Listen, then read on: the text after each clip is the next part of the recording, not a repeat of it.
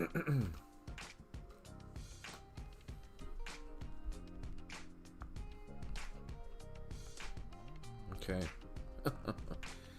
Yeah. All right, guys. Well, I apologize for all that confusion and mess. Sometimes the equipment just doesn't correspond, doesn't respond. I don't understand, but we'll get that.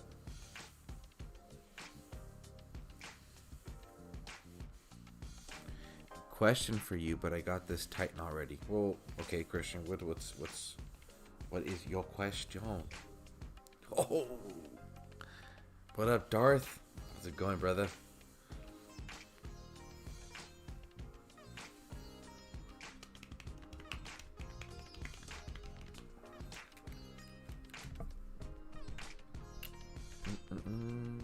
Let's see.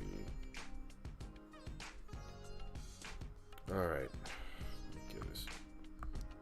Sometimes it's always just a matter of like, hell yeah, brother. Nice, man. Did it say in the blog that corrupted grand range was going to be reduced? Yes, Christian Woods. It was stated that it would be reduced. So, which honestly doesn't make any sense. But I mean, they did that to the Omega Storm Maidens, where the amount of damage that they have is ridiculously over the top, but they do have a reduced, range of attack. So keeping them alive is sometimes pretty difficult. But again, I think it's something that they're just trying to introduce with the corrupted grenadiers, where the comments are that it's annoying that they are spawning in front of the Grens, but they are serving that purpose of being a meat shield, because they have that advantage of being a ranged troop, but then also having the punchiness of a melee troop as well, which is a little bizarre. But whatever, it's different. It's a Dragon Slayer. It almost seems as if they are purposefully overpowered, I just think that the transition into the Dragon Slayer meta was just very abrupt, and I feel that we would have at least been able to understand what their goal was with these Dragon Slayers if there was some prep time. But anyway, yes, that's from what I know. Anyway, let me get to the Titan itself. So I'm going to be using Ares. I also got Solzar ready, just because I have ADD, probably. That's undiagnosed. And I'll just switch it up with him and just use him in with all Panthers. Just to kind of speed things up and just switch it up. But this is my Relic and my Titan for the grind. Ares, all Grenadiers. I'll be using the Flaming Rune 4-star and the Embered Cowl. The only reason I'm using this 3-star is because of that free fireball spell. So, whatchamacallit, it's a free fireball, but I don't have the other 4-star, which I think it's like the Fire Tome. I need a Calcor, Halzir, and Malcor to complete that Pantheon collection, and then I'll get that Relic. So that one will be giving me 3 fireball spells, and when I eventually get that Relic, that'll be overshadowing this 3-star. But again, this one's just for the fireball spells to help speed up the grind. The thing with Ares is that he gives 400% fireball spell damage, which is pretty intense. Other ideas in regards to Titans that you could use for this grind. Fire Strike is a great option. Do I have her in this one? I don't think I have her here. I don't have her in this account. Yes, I have 2 accounts. Yes. I'm obsessed with the game. That's why I have 2 accounts. Anyways. I have a Fire Strike. She's at 51. It's the re-released newer one. And she makes speed grinding really easy because of the fireball buff she gives. And the amount she provides as well. Anyway. So that's what I'm using.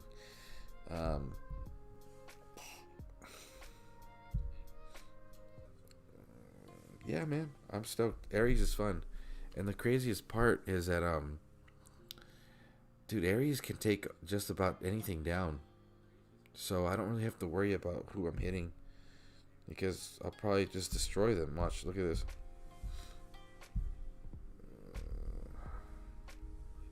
I'll take 2 of these spells. I'm not going to use any. So this is it. Horn of Infernus. If you don't have it, you must get this relic. It is perfect. Dragon Slayer. I'm using that one for the 5-star because of the offensive use with the troop damage. I'm using Flaming Rune for the 3 fireball spells. Mind Fire. It just adds another 65%. So I'm getting 465% fireball spell damage.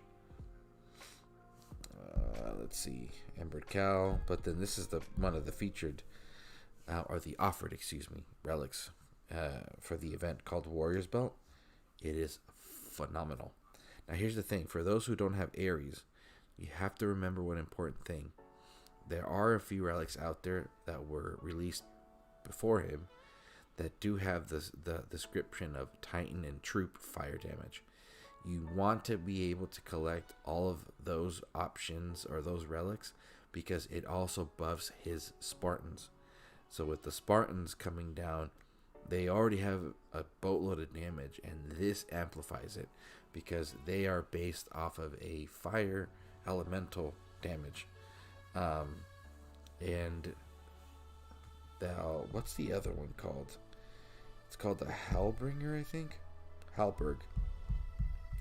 This one apparently does buff them. This one, that 4-star, does also buff the Spartans. But the thing is that they aren't activated until you lose a troop or whatever, and there's a percent chance that they come out. And anyway, but I just want to throw that out there. But either way, Ares is a phenomenal Titan. If you don't have him, I highly recommend you save up and you grind if needed for the second coming of Ares, because I'm definitely going to get another one and level him up because he was so much fun. I couldn't believe how quickly I leveled him up. It was just amazing. I think that other than Ares, this Dragon Slayer are really the only Titans you want to be using with Grenadiers. If you have Nephilinus, cool, maybe. Solzar, I mean, yeah, but not. Ares provides a amazing meat shield and good skills for the Spearman, and makes it so that your Grens are very useful. Anyway, I'm not gonna get into that because I don't want to get anyone confused. I'm sure you guys have made up your mind on what Titans you want, but I just enjoyed Ares a lot. It was kind of like the same fun I had when Hades was first released. A lot of people hated him because he did the whole walk in circle crap, but at that point the Titan's worthless, so that was just kind of kiting. I called it the auto kite mechanism. But he was so much fun to use. Anyway, okay, going to grind.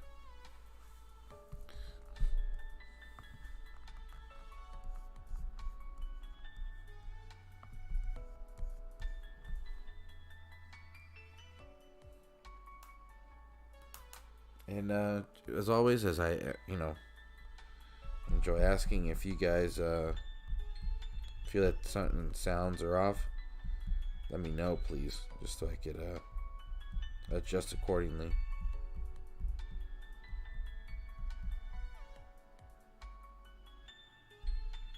Oh, look at that, too, just one hit. No, fuck, dude.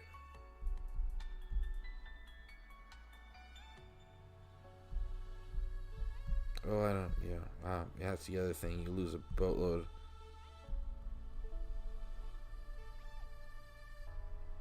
Actually, I should do this.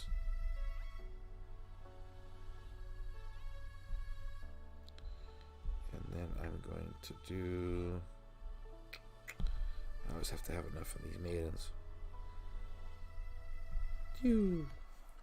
Let's see, chat. Well, thank you. Any awesome bird. Hello, hello. Good evening. Thank you for being here. The fabulous Don Meadow. Thank you very much for being here. Solzar, awesome bird. Your Solzar is at 46. Oof, bro. Get that thing max, bro. Oh, but I'm sure you have a lot of projects, but yeah. So, it's nearly half of the range as normal Grens. Yeah, I mean it's very, you know, it's weird because, you know, you think, oh, it's, you know, a ranged unit, but I don't know. What's the twist? At least now we know that they can alter the skills of a troop. So maybe we'll see more of that in the future.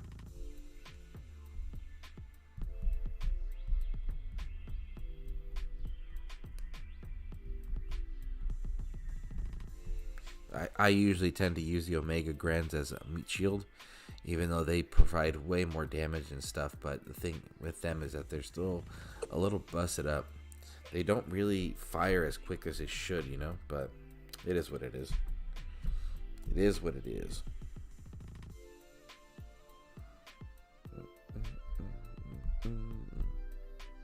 Hey, Darth, what's going on, brother? How you doing? Doing good, man. How you doing? Just enjoying quiet night and chilling, grinding some souls. A little behind right now because of the daily goal I should be at, but you know, life happens. You gotta just make up for it, you know.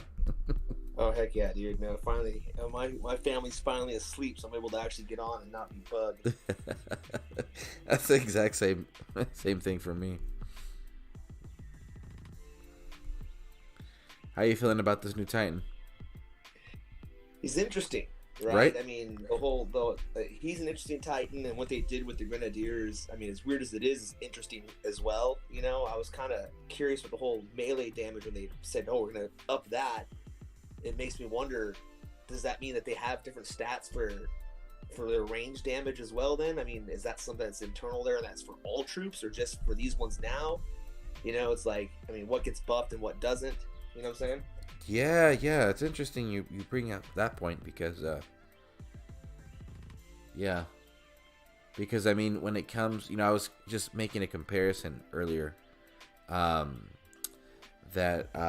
for example, the Omega Maidens, their stats are drastically increased because their range is like, you know, pretty short, but they do this thing where it's like they have, you know, just about the same health as, you know, whatever level they're at, to their regular counterparts, but their damage is just ridiculously high, you know, and they have that extra crit, so they can, you know, getting them 100% maxed with crit is much easier, but I don't know, it's just it is an interesting, you know, detail to look into. Well, yeah, I mean, they were so specific, right, saying it's melee damage. It's not just their damage, it's melee specifically. So it makes me wonder then, is their range damage just the same as a regular Grenadier or less? Yeah. I don't even, you know what though, but does that reflect on database, you think? Do we see that? I don't know. I'll see if I can check it out, because I mean, but then it makes me also wonder too with the database, are our corrupted units as players different than the corrupted units that we fight, like in a well, it's not assault, conquest? They have to. I think they might just be, bro. You know what I mean? But I mean, it's been details I think that we probably weren't able to like to get to. So I think that's interesting. Those are good points to bring up. Very good points to bring up. Who's your Titan of choice for the event? What are you grinding with? I was using Ares like you, but it kept eating too many Grenadiers up, so I went with Uranus, because militia is easy to build. Oh, I know, man. That's funny. Yeah, militia, but he jacks them up, man. He buffs the crap out of the militia. Yeah, that's what I said. That's what perfect, man. I mean, they just go to work, and then with the summons, I just drop those down and let them do their job. Yeah. Definitely. It makes it pretty easy going there. It's just, I don't know, man. I think just the last few weeks, I don't know, maybe the last month. I mean, it just seems like I've been grinding so much now. It's just tired. It feels like the same thing every weekend. Mm-hmm. Mm-hmm. Oh yeah, absolutely. Absolutely. And I just think that we're probably going to hit a pretty high peak of that activity once December kicks in, you know, with the anniversary and stuff. But I don't know. You just got to play it by ear. Because after Halloween, I felt like, you know, I try to avoid being negative with my comments, you know. But I just felt like Halloween was just a little bit of too much on the lazy side with how it was put together. So it just kind of like, you know, maybe pump the brakes on the excitement for the winter. So I'm gonna wait and see what the blogs say. But hopefully, you know, the winter event, you know, isn't just kind of an easy pass, you know. So yeah, no, I'm hoping they do something kind of cool for it. I mean, I do look forward to this time of the year in the game. You know, between Halloween, anniversary, and winter, it seems like the cool stuff starts coming out. Yeah, especially when you know, the one thing I do miss is when they would introduce like a new troop and it took the entire community's grinding to unlock it. I'd like to see something like that get reintroduced, whether it's for a new troop or maybe like a new gameplay mode or something like that, you know. Just, yeah, no, totally. Yeah, you know, they did that. What, Storm Maidens and Horde, for both of them, they did it that way. Yeah, they did. Yeah, and it was. I think the when they did that for the Storm Maidens, I feel like that was the best one. Horde, I feel like just came out of nowhere. So, but we know where that goes. Let's see.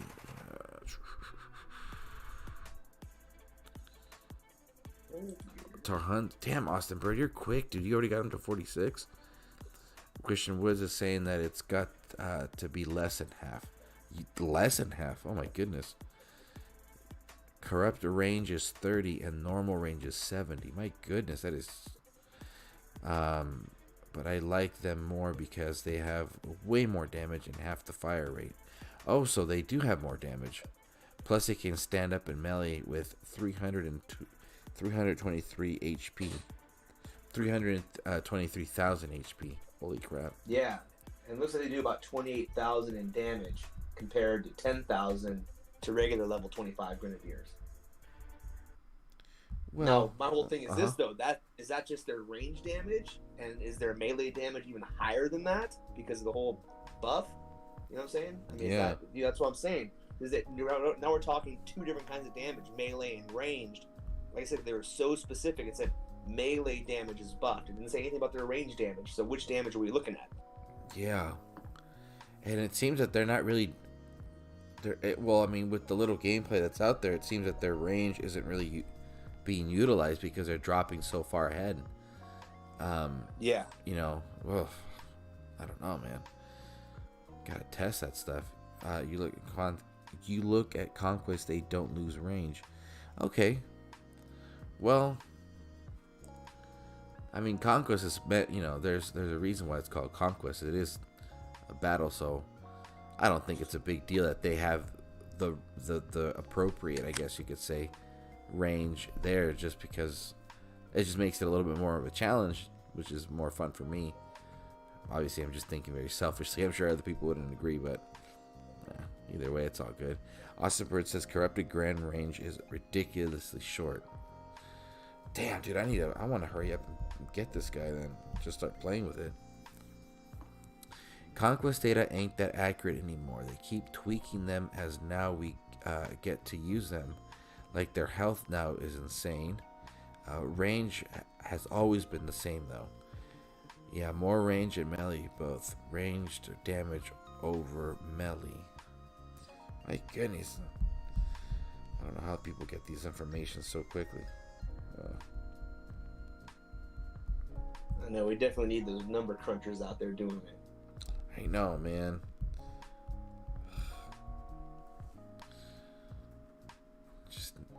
It's also really fun though, you know, being able to nerd out and stuff and just kind of figure things out. Because then that I feel when we as players get those numbers figured out, that also just kind of almost starts to amplify your gameplay. You start to get creative with the relic builds and stuff like that, and how many of which troop you're going to take into the battle, because you know the results, or at least have an idea, a starting point as to what you're going to get. Yeah. Man, it's crazy, dude. It's just wild with this game. I always trip out about that. I'm just thinking like, how much potential is in this game for it being. It's not too complicated, I feel, but it's got such a wide. It's got a huge variety, that it could still. What's the word I'm looking for? It's got options. We'll just leave it at that. I'm trying to think of the words to say too. It's because I think the other day my wife she just sees me tapping on my phone 24/7, right? And so every once in a while she'll ask me all right, what's going on? You're so into this thing. Tell me more about this game. So I try to describe to her. Well, you got this, and you got these troops, and they can do this. You got to watch out for that. And then I start realizing, man, there really is a lot to this game. Yeah. If you really want to be, past just when you're grinding for an event, right? It's tap, tap, tap. But if you really want to get into it and play with it and have more fun and actually get in there, and that's why I wish they had more game modes. I like Conquest too. I like Conquest and I like Assault for those reasons, because it forces me to have to play the game a little bit more than just tapping the screen. You have to manage your troops. You have to go all over the screen. You gotta, grab those spells. You gotta be doing more. I don't want to be always that way, but I want to at least have the option to do it. You know what I'm saying? Exactly. Because I think, the thing that I'm going to say, now I'm going to just, direct it to myself, but I feel that I'm always working on building an army. And it's like, well, if I'm not going to be warring, well, then how am I going to test what I'm building for? And if I'm not getting hit, how do I know what I put together is actually going to function, So I feel like the weekend events at least test your defenses if you're going to be in any kind of activity, or if you're not, you're going to just grind the event. But having those game modes or that variety really, really makes a difference, man. Just being able to test whatever you put together and just see either what's working or what's not working and stuff like that, Exactly. But it's funny. It's just I feel that this game has way more options, way more opportunities. That's the word to introduce or either bring back things that they have tried before. Because I would really love for them to bring back Throne Wars. I would go ape I like shit, to bring back Throne Wars too, because they got the alliances more involved. You know what I'm saying? They made it where you can do more with it. And then I also liked the Trials of Power. That was kind of fun. Dude, that was so much fun. So much fun. Yeah. Yeah, that was a good one for sure. I was actually funny you bring that one up, because I was watching. Remember that one guy DBR who used to make a bunch of videos and stuff? I've heard of him, but I actually haven't seen any of this stuff. He was pretty active throughout 2017 with the game. He's got a test account and stuff. I don't know if he still does, but he was one of the few of the original test account holders that were invited to London to meet and stuff like that with the developers back in I think 2016 or 2017, and he would put out a lot of content. Cool. And he had videos about Trials of Power and how to run through it and stuff. But anyway. But yeah, that stuff like that would be so much fun. It reminds me. I don't know if you ever got to play Gears of War. Did you ever play that one on the Xbox 360? A little bit, yeah. Yeah, well, they had something called the Horde, where it was waves of enemy troops coming at you, and I was like, well, okay, this is pretty cool, because you go into the next wave, there's more troops coming at you. You get creative on how you're gonna build your defense, how you're gonna take them on and stuff. And if you're grinding so many events and getting new Titans and getting new relics, well, you want to put them to use. You know what I mean? So what would be really cool. Let's say using Trial of Power and that wave format as an idea, right? So wave, exactly. Where you bring in, but you get to pick, let's say, 3 Titans, right? And as you're going, as your Titan dies, the next Titan comes into play. So you have like your little, you know what I'm saying? And so you keep on going. So you're like, all right, if I know I go this far, I'm gonna need a Titan that can do this because the troops change, or like exactly. You know, the gameplay. I want to make sure I bring these different Titans, so then you have to like kind of synergize your team to go longer. You know what I'm saying? Absolutely, absolutely, for sure. That would be super fun. And it just provides you, it just gives you the incentive as well to participate in you know, in events, because you're gonna just build that arsenal of Titans to see what works and what doesn't work for your gameplay, and things like that, you know. But yeah, man, dude, it's sick, dude. I like it. It's funny because I don't really play anything else, but as repetitive as it can feel, it's still, you know, I find myself, you know, tempering with things more frequently. Yeah, I think I'm just so addicted to it now, man. Even though I know sometimes I go, this is just ridiculous, you know, but I can't stop. I can't stop. This freaking thing's in my blood now, dude. You know, this game's in my blood. I know, it's pretty intense. Awesome Bird sharing about his Mahaha helps with the melee resist, which is 50, and if they're weak, they get stronger with that 100% crit and armor piercing. Oh, that's interesting. Huh. Those ambers are really interesting skills, bro. It's just, I think they're just a whole just slur of different, like, you know, concoctions to work with.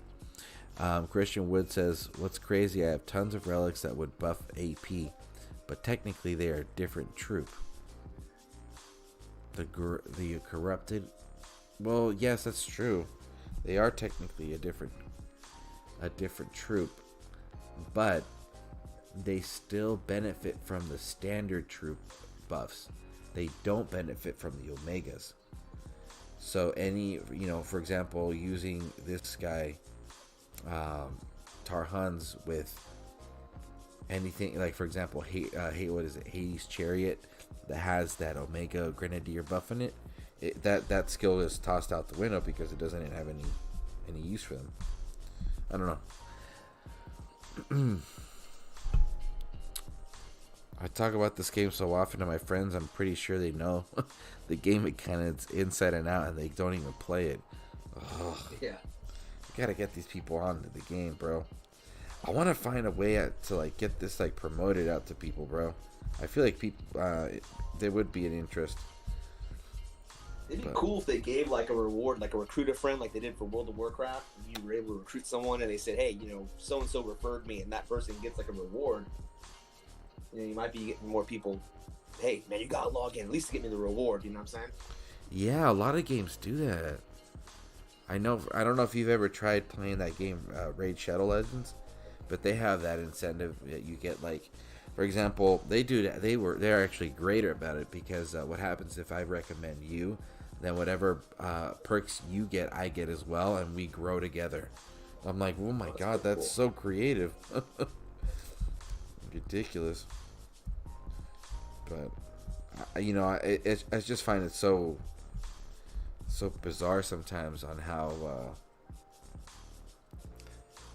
where the mobile gaming industry goes. Like it's introduced so many changes to video games, you know, like instant gratification by purchasing $10 towards the game, like on, you know, some sort of level upgrade or whatever. Yeah, well, that's even starting to happen now, just even in regular games, right? With the micro purchases that moved over to there. I mean, they're there now in just regular gameplay. Yeah, and like console gaming, I should say. Console gaming has now. Absolutely, which is wild because I remember starting to see that more, and I used to be super hooked onto FIFA on Xbox, and they started doing this thing where you could, you know, buy packs of, you know, players and this and that. And it got to the point where their transactions were getting so out of hand that they ended up losing a lot of people. So they had to start going back to the old ways in a sense. Because it just got ridiculous. Like the only way you were able to play was by just purchasing stuff. And people were like, I'm not going to waste my time on this. And they're like, oh, well, we tried. So they went back to their original. I guess you can say they still modified it a little bit because they did make, you know, a ton of money that way. But This is ridiculous. Let's see. Yeah. RSJ, hello, welcome, and thank you for stopping by. Isn't the blog coming out today? So technically it is, what is it, Friday? Probably. I don't think. Oh, the Q&A, dude. Huh. Let's go see. No, there's nothing on the website, so. ZALON should have asked them when they had Haig and Matt on the live stream earlier. Whose live stream? Remember ZALON's this morning? I didn't. Those two popped in? Yeah, dude, it was crazy, man. All of a sudden you got Haig, he comments, and of course, ZALON's just talking. He goes, "Wait a second." He goes, "Oh my God, Haig's on there." And then Matt chimes in too, and they started kind of going back and forth, and and I think Haig's like, "Oh, are you sure that's even the real Matt?" Like kind of joking. They're going back and forth. Oh my God. It was pretty cool though. Just that proof of life. Those guys are still around. Yeah, well, that's funny. Oh man, I didn't get to finish it, so I'm gonna definitely go back. Yeah, it was like kind of towards the end. I was like the last quarter of it. That's when they kind of popped in. They started kind of chime in with stuff, and they were talking about just a few things. And I know like ZALON, they were talking about like how because Prometheus and Prometheus Flame, and then you got the juice rings. They're saying, "Yeah, we already got 2 guys with their relics. When's ZALON gonna get his relic?" That's too funny. That's too funny. But it cracks me up because it's like it should be Prometheus Flame, but I feel like they just kind of like tease at him by calling it the Prometheus Flame. Yeah. But it's cool, man. I mean, I don't know. I just, the one thing that always comes to mind is I just feel bad for those 3 dudes, man, because they really take a beating sometimes with the comments, and it's not even their fault, Yeah, I know. They're good guys, man. They're funny ass dudes. But yeah. Anyway, that's cool though. At least they're still around in the community and stuff. I wonder if they're any way, shape, or form active with the game. I don't know. I wonder. I wonder that too. It would be nice to see them, like, I don't know. Because I feel like with some games, they do have like these developer alliances and stuff, just so that people can see them actually playing and whatnot, but not necessarily having to be like top of the pyramid kind of thing. So, actually, you know what? I'm gonna do something real quick. Awesome Bird says 9 different bundles as soon as you log in. Oh yeah. Oof. Yeah, Raid Shadows Legends, man, they're hardcore on that. That's one of the reasons why I stopped playing too. I got tired every other second getting hit up, man. I know. Yeah, I was playing it just because I was using it to keep in touch. Terrible story, but one of our old players got banned from the game, and he tried figuring everything out with the account, but then the conversation went cold, and they just stopped contacting him or responding. So he quit DOT. Unfortunately, wasn't able to play DOT. He was like, "Dude, I don't want to start all over again." And we were like, yeah. "Dude, we'll give you money." Like it was about 4 of us. We're like, "Dude, we'll send you money so you can upgrade your stuff and just don't leave." He was like, "No, I'm over it." I'm like, "Fuck, all right." So then we got into Raid Shadow Legends, and it's like, dude, every time I come back to the main screen, it's like 9 different fucking posts of ways to all right, power to them, but that shit gets annoying. Yeah. Well, I mean, like I said, they gotta pay for all that advertising somehow, dude. Those yeah. guys are everywhere, man. Like it's like a running joke with some of the other YouTube guys I watch, and all of a sudden they start advertising Raid, and like, "Oh man, you got the raids." That's a good one. That's a good one, man. Oh my goodness. You got the raids. Throw those in there. Throw those in there. You know what? These guys are cooking. I'm going to switch it up a little bit with Solzar. Let's see where you at. I don't even think any of my freaking militia are dying in PP lands right now if you're in this, dude. Oh, dude, Uranus is insane. yeah, he's phenomenal. Oh, come on. Something's going on. Hold on.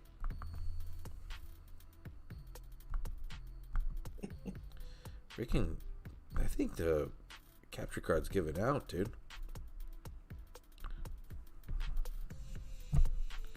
What was happening last time? Unless the device itself is all messed up. Let's see. Yeah, something's up. There it is. Gotcha. Yeah, I think the capture cards. The thing is, I didn't really think that the streaming was gonna be going on. It wasn't gonna go on for so long. I thought it was gonna have like a couple months span, and then channel was gonna die out. So I just ended up getting like an inexpensive version of the capture card. But fortunately, people are interested in coming back every so often. So it's time to probably upgrade. Let's see. What the cats do their.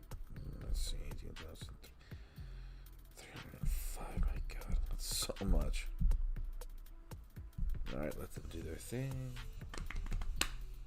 I gotta use this up. One thing I'm trying to figure out, right, and do more is how to really encourage a lot of the team. Well, I have a small team right now with the alliance I'm in, or Crown for, but I definitely want to encourage more use of the troop request for those gems. I started playing with a lot of free-to-play players, and they're like, dude, if you really coordinate that appropriately, a lot of players can definitely benefit from like a lot of free gems out there. I'm like, dude, I'm all for it, bro. You know what I mean? Like, if you can get some free stuff in this game, might as well. Yeah. I mean, like I said, it's one of those things, right? That's why kind of like you need to have that balance between free-to-play players and there has to be pay-to-play players because the game has to make money. Exactly. The devs live off of, we'll make the game for free for people to keep playing. I mean, they do have to make money somehow. Absolutely. Definitely. So you have to have that mix. And if you have that mix, I think that's what keeps the team alive for the longest. Because at some point, even if you are pay to play, you do want to take a little bit of a break because it starts to hurt. Yeah. So if you can at least find ways to alleviate that expense, might as well. Because I think it's like what if you do the rough or the basic math. If you have a full team of 50 and I could at least request 6, I think it's like 500 gems or 600 gems or something like that every couple hours, and that starts to add up, man. So, but at that point, if you are free to play, you need to be making a lot of troops. So I don't know. I mean, there's a way around it. It's just gonna take time to figure it all out.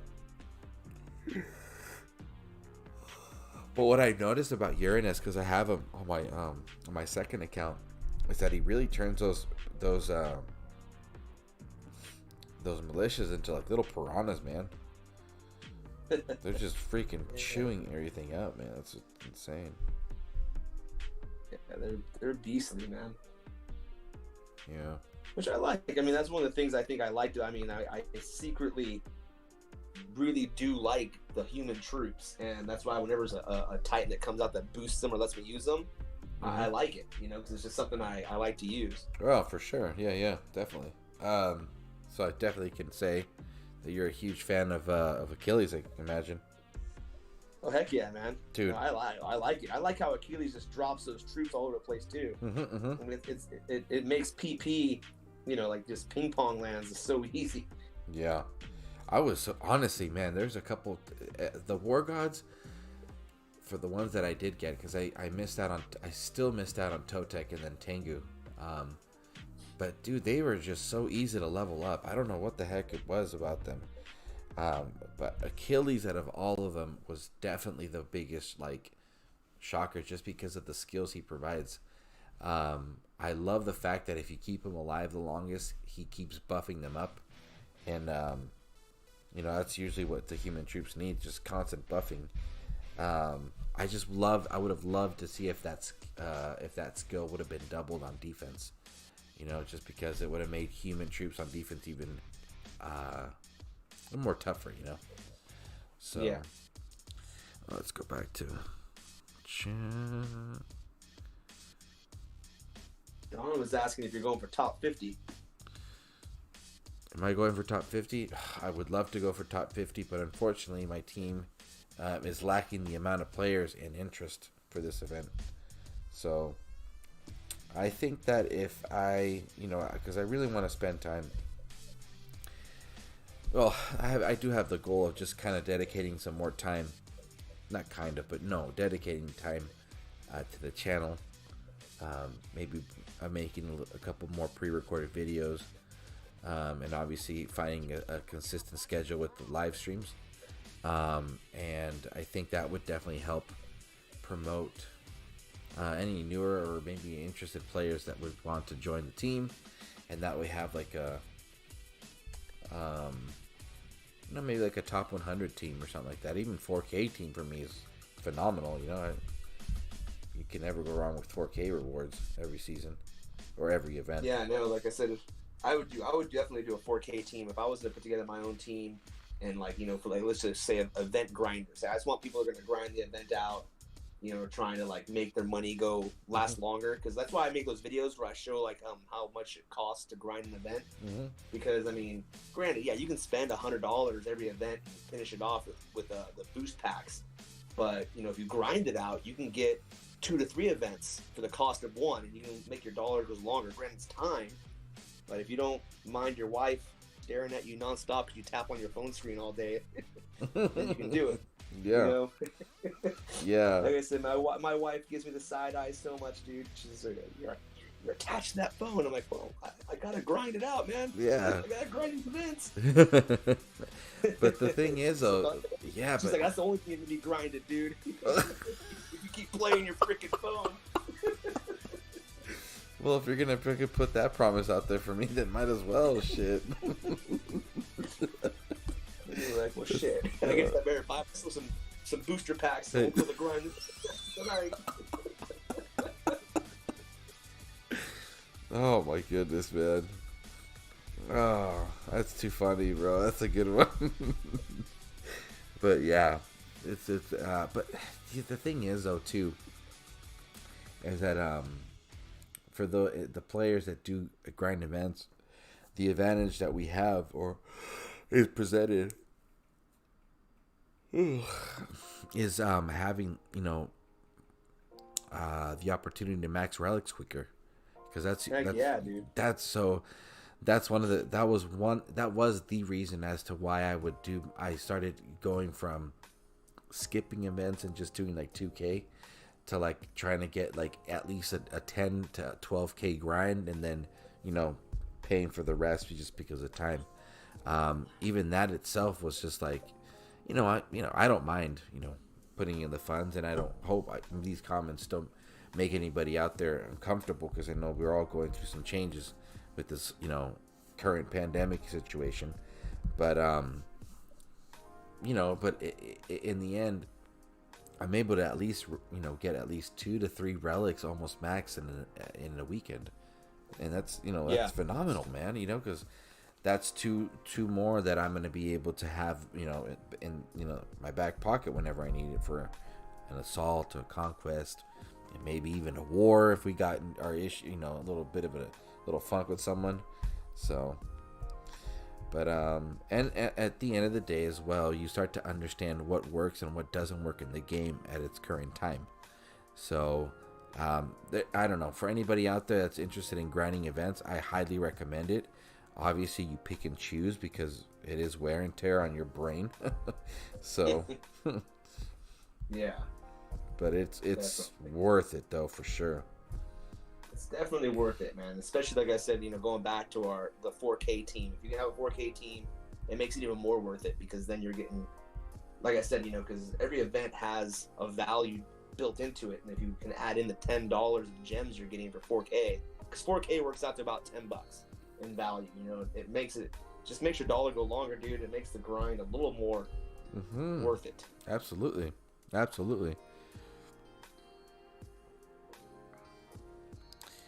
Yeah, Don Mato's also on board with that. We always encourage requests of troops in our family. Absolutely. Yeah, you know what though? Let me tell you. There's been many a times, and those times have been very memorable, when it's like the last 4 or 5 hours of the event, and a player was like, dude, I have enough time to be able to get the last bit of souls, but I don't have gems and this or whatever. And then we all just start, everybody just gets online and just starts to send friend requests, because you have a couple of the players that'll, you can get 10 troops and you can get 5 troops or 3 or, whatever. And there you go. That's enough. You got enough gems back from all that. And, now they have enough gems to be able to finish the event, so it helps out, man. It does make a difference for sure. Christian Woods says, Churro, do a plug for gaming on the dark side. Who is that guy? Who's gaming on the dark side? Who is that guy? Dude, I freak, your videos are the shit, bro. I fucking love them, man. So fucking, they're hella fun, bro. I fucking like, yes, Darth got another video. Let's go. I'm glad you like it, man. They're fun to put together. I'm sitting there busting up while I'm making them, because every time I look, I'm like, all right, what would work well with this? Like with little cuts from other stuff. Yeah, man. You got your formula. It's fun as hell. If you get a chance, dude. Oh, you know what? I gotta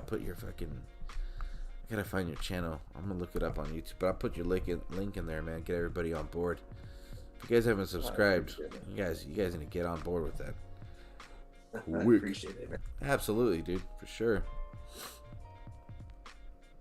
Oh, there it is. I think this is a copy.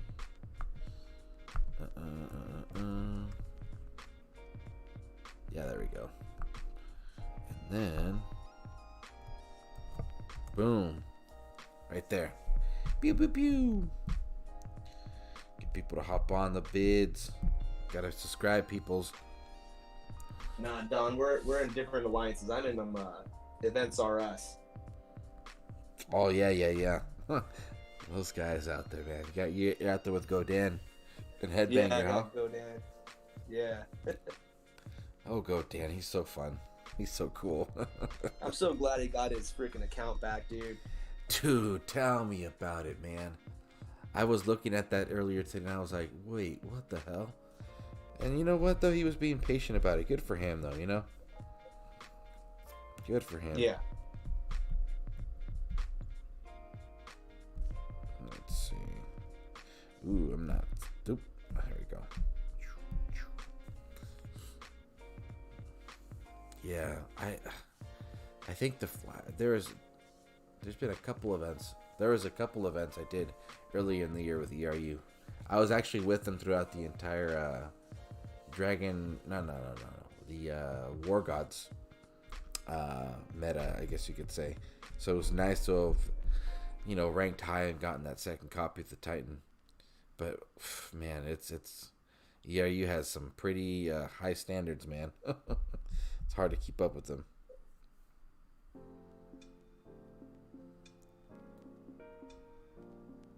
Yeah, it is sometimes, especially like when they want to push super hard and like, oh, because I want to grind it out. But I'm like, oh well, I'm gonna pay some money here because I'll grind at least enough for the full event and then pay for the rest. Yeah. But then I look at it, hey man, it's a team effort. People are putting in, and I don't mind, like I said, to help everyone.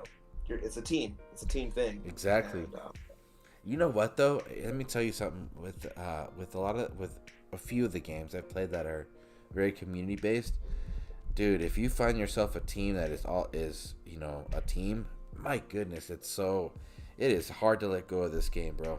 It is very hard, and ERU is definitely up there when it comes to teamwork, because they're all about a specific mission, and Even though sometimes I think it's been a couple different crown changes, they've always stuck to that principle, and they're pretty fair about things as long as you communicate too. So I very much enjoy being able to participate in events with them. Yeah. Well, I just got, like I said, I remember when I first started and all that, and like I said, Vintage was the first guy. Vintage's videos were what kind of got me turned on to even watching any of the YouTube stuff on the game. Mm-hmm. And then I remember him mentioning, because all I really was interested in was like getting Titans and playing the events, but I couldn't find any teams. And then he mentioned, hey guys, we got Events R Us here. You guys should check our team out. And I said, I'll check it out. And he invited me in, and pretty much been with them almost, I would say, like 99% of the time since the last year and a half or so, maybe a little more. I mean, it was only a couple of times I popped out because I'm like, hey guys, I'm gonna take a break for a month or two, or mm-hmm. My wallet is bone dry, guys. I can't do this right now. But other than that, man, I mean, like I said, I do a balance of grinding events out and every once in a while putting some money in. But usually I just buy that $99 gem deal they have when it's available, and then I try to stretch those gems out hard, by grinding. Yeah, those deals are fair to definitely say are what can benefit anybody but the thing is, for example, your style of gameplay, which I definitely am part of, is that you do have the fun of being able to battle a lot. That's the fun part, being able to move the troops and play with them. You're not looking to just finish an event just to get to the end. You actually just want to keep playing the game itself. And but like we were saying earlier, the benefit of just grinding events, it's some work, but it's worth it, man. The win is there. It's just if you got the time. So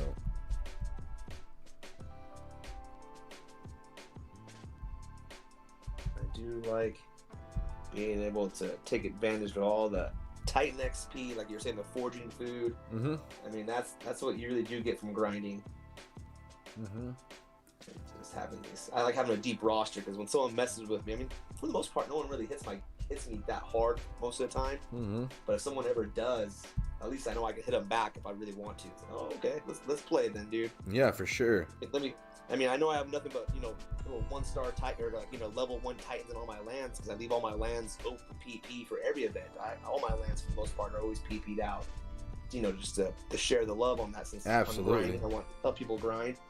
But then you get somebody all of a sudden starts capping your PP lands. I'm like, oh, really, dude? Yeah. Oh, that's the worst, dude. I don't get that. Let's play, dude. It's like, oh, and then you hit them with top of the line Titans fully reliced out. And they're like, what the? And I'm like, hey, you picked on the wrong dude. Yeah. There you go. Yeah. And then there's those occasional, what I call friendly wars, where you guys are just going back at it and just enjoying the game for what it is. Yeah. Yeah, and that's also super fun. People get real, get into the whole war aspect. I'm still new. I'm not really, an advocate for it, but just being able to keep each other bubbled or shaved or bald for an entire season, just to have fun with it. That's also fun too, man. So it's expensive. I will definitely say that, but it is what it is.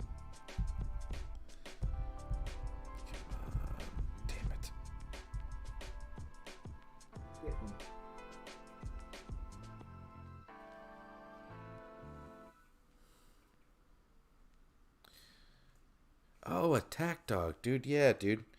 He was taking a break from the game. I don't know. I hope he's well.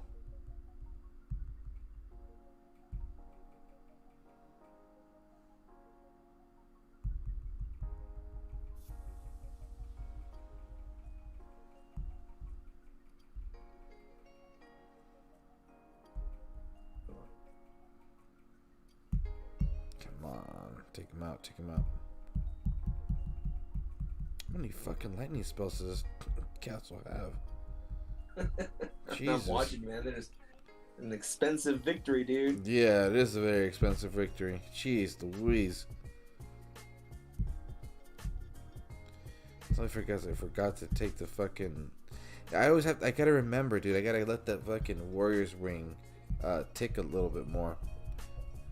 Especially with you. See, I don't have that yet, man. I missed the one Titan segment that I missed out on, and I refused to pay $99 for it a couple events ago. I was like, I'm not paying for $99 for a Titan. Sorry. Yeah. I just want segment to come out in an event, and I will, gladly go for it then. But yeah, that's all I need. That's why I was like, you know what? I'm gonna make sure I get every Dragon Slayer, because I don't want to have that happen again. They change, they add Pantheon, because the Pantheon for the Dragon Slayers is probably gonna be something freaking crazy. It is. It will definitely be something crazy, and it's just, and look, I know that the one Titan you're gonna need is Tarhuns, and a lot of people are gonna regret skipping out on him. Yeah. So, that he's definitely gonna be in, and I think a lot of people, and either way, they're always gonna have like, I could say, not tiers. What is it? Different collections. So it'll be like War Gods 1, War Gods 2. You know what I mean? Yeah. And I think they'll do the same thing with the Dragon Slayers and everything moving forward. But so yeah, and honestly, I learned my lesson. I got lucky. I got lucky that I got the right War Gods, and got the ring. But she's gonna definitely make it out soon for sure. And yeah, you're definitely gonna. I can definitely see you're gonna be putting some work to make sure you get that one. Heck yeah, man! I want that relic bad. Yeah. I found it to be very useful on Nergal the most, because I feel that if you got his prestige up to at least level 4, you benefit from the most, because there was a couple. So we had we were in a war about like 3 weeks ago with this one team, and they were just not letting us let us rest. So we were like, all right, fuck it, fine, let's just keep it going. And I was just using Nergal because I just was like, I want to use him. He's reliable right now. And I was noticing that when he is dealt the damage needed for one of the warrior spirits to get activated, the second warrior spirit, the warrior spirit, would actually play a good role, because it would come in and the ticker on the warrior's ring was still being applied to him. So it would actually provide its actual support, instead of it just popping, hitting 2 things and dying, Oh, wow. So I was like, damn, okay, so I'm finishing the battle with all my Panthers and the Omegas and the warrior spirit, and Nergal is probably down to his last 60 or 30%. But because of the warrior's ring, because it's coming in at later parts in the battle, it kind of makes those type of skills even more worthful. But anyway, yeah, it's fun, man. It's a good one. Let's see. The War Gods Pantheon relic is crazy. Yeah, Don Mato, it is crazy.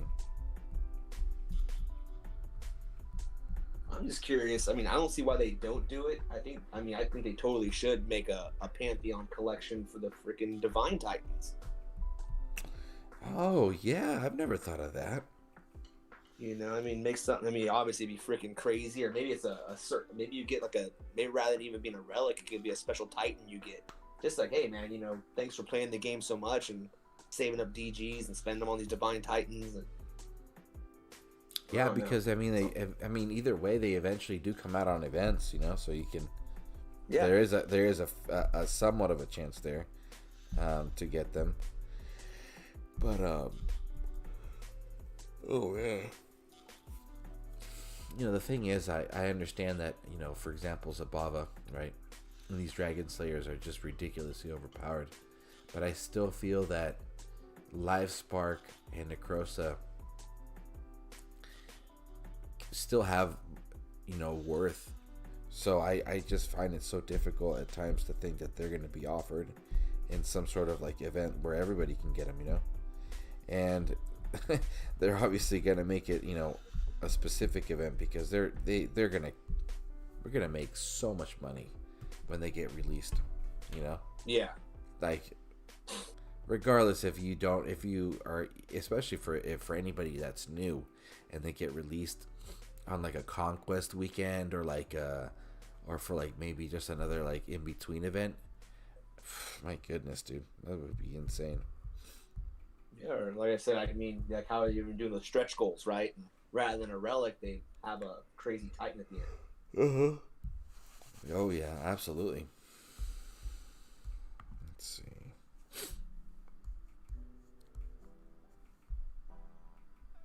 Oh yeah, that's up there, right there. Let's see.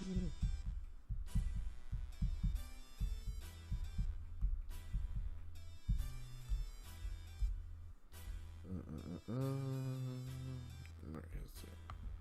There it is. Well, now that we got some people out in the audience, like I'd like to know where everyone's at in the event. Has anyone just recently started? Is anyone skipping the event? Anybody at 10K or around that? Just kind of want to know what everyone's activity is in. Just very curious.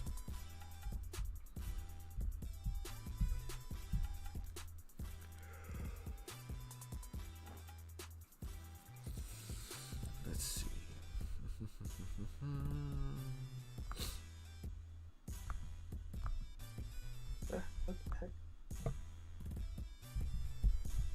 I still find it ridiculous, man, that your troops just sit there and let themselves get decimated by another by a unit that's hidden in trees, and they just stand there and keep getting ruined. Yeah.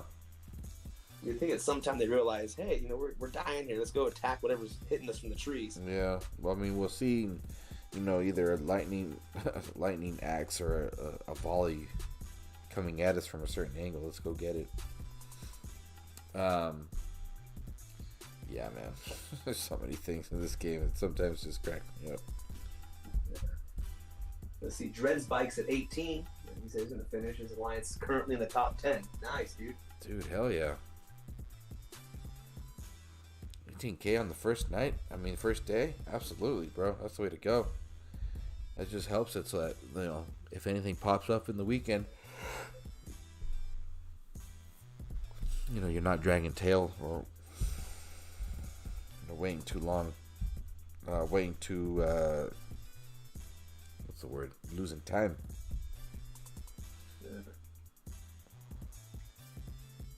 Now, Dread Spike, was that 18K, you know, grinding or anything, or, yeah? It's our first push to try to get into top 50. Oh, dude, let me tell you, when you put a team together, and it's their first time all committing to a certain goal, let me say, you're going to see a huge spike in activity from everybody, man. It is the best thing. But I will say this: if it is the first time, you know, moving forward, from my experience, I would say allow yourself to also allow the team an opportunity to recover, because that crash is pretty intense. When you go from like being, you know, rank 25, 27 or whatever. You can't do that every single weekend. There's a wear and tear. You want to play smart, man. You want to overdo it. I had 20 tokens and 45k gems. Oh yeah, there you go. Yeah, for sure. I think having a goal of maybe like you know, every alliance is different. You could do like a quarterly goal where you guys all save up for one event. Every 4 months, or you guys could do a monthly goal. That way everybody participates in a game, in an event once a month, and you guys just push for that. You know, you can always find a way to work it out. You have 6 teams and a set date for everyone to save to. Okay. we will do it again maybe in 6 to 8 weeks. Then moved every completer. Okay. Oh, we have 6 to 8 weeks. Interesting. Well, that's great though that you guys found at least 50 people or whatever amount of people you have in your alliance. I mean, I would imagine 50. And if you have 50 that are all on the same page, my goodness, that is a phenomenal achievement right there. Let me tell you, it is no joke being able to find people that are going to be on the mindset and commitment level as the individuals that are trying to promote that type of gameplay. Larry, how you doing? Thank you for stopping by. Larry, I hope I'm not mistaken, but I feel this is the first time you stopped by one of my streams. Thank you very much for making time.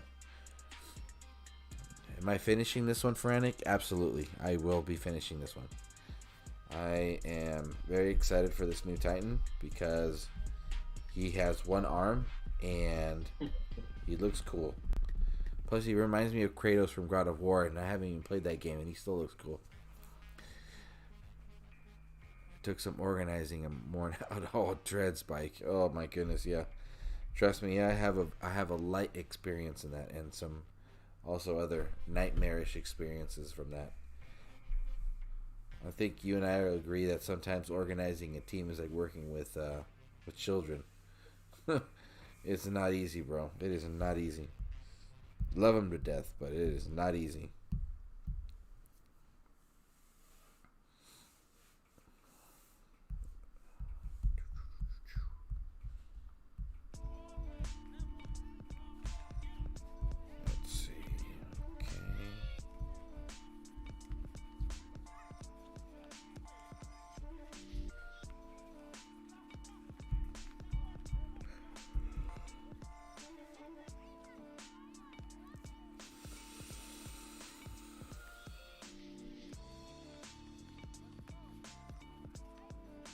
Night there, Christian Woods.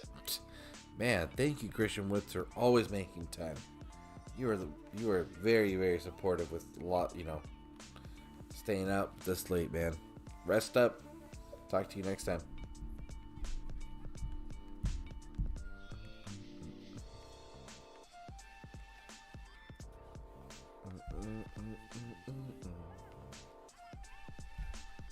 Surprised Pisces isn't awake.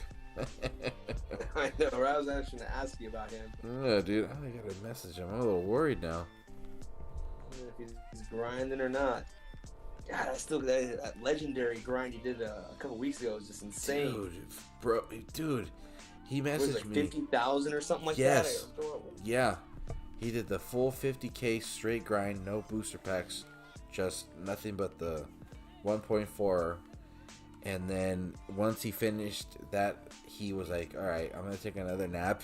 And then I'm going to use the tokens I earned from this event. And I think he got up to 55 or something like that. I'm just like, my goodness, man. But I think, what was it? He maxed a 5-star. And he maxed, I think, like about 4 or 5 other relics from all the grinding. I don't know, man. It's just a Herculean event, dude. This would be kind of cool too if they had like achievements in the game. Right? Yeah. Like different kind of achievements. Like you did this, you did that, and you earned an achievement. I don't know, it can just be nothing but cosmetics or just have bragging rights. Oh yeah, this achievements. You know what I'm saying? I mean, you can already get away with bragging rights when you're ranked like something in like a solo event. Everybody knows that you're ranked, 45 or 23 or whatever. But to have something that actually unfolds in the game, absolutely. Yeah, something cool, something like that, or like maybe it gives you like a title. You know what I'm saying? You can and everyone sees your title behind your name, like like Pisces the Grinder. You know what I'm saying? Yeah. Or absolutely. Or something crazy.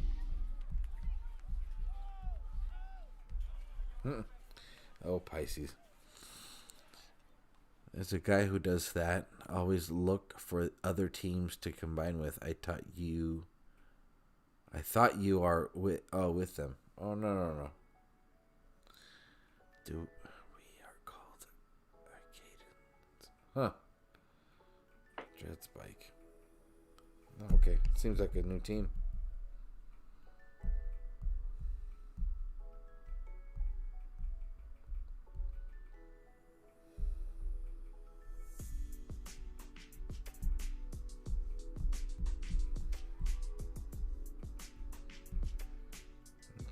Aries is right there. Alright, cool. I'm gonna let this battle run real quick. I'm gonna go grab a little snack.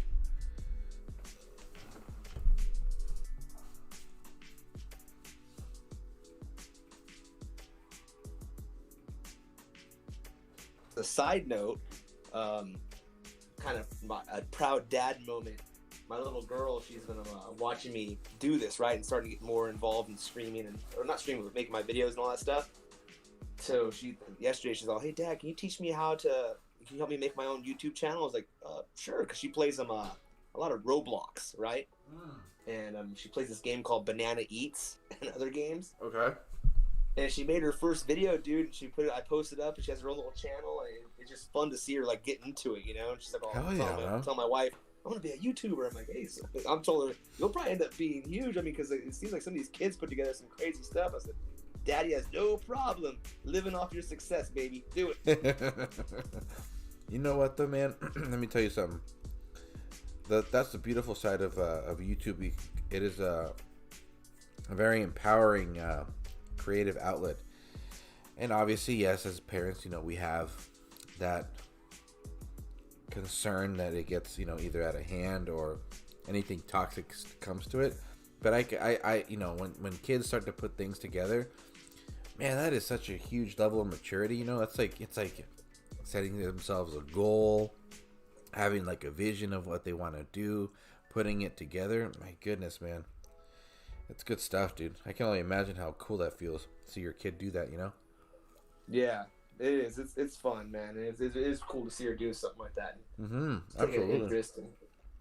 Especially now, I mean, because I think for her too, it's like, you know, because like right now with the whole what's going on in the world, I mean, her school, it's all remote, right? So she doesn't see anyone. She's stuck in the house all day.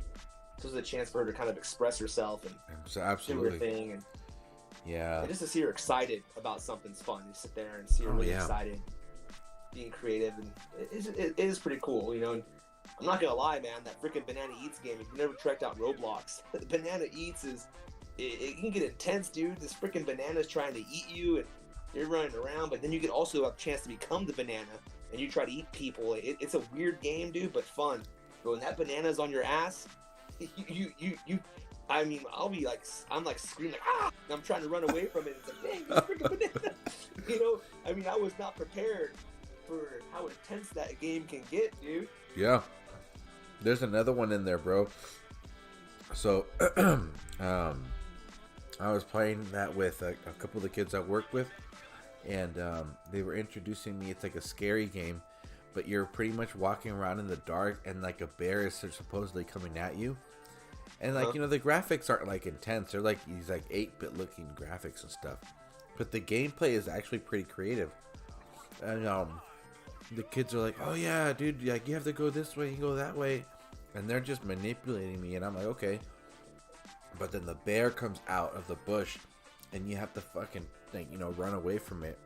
And it just gets so crazy because you have to run this way, or you gotta hide behind something and stop moving.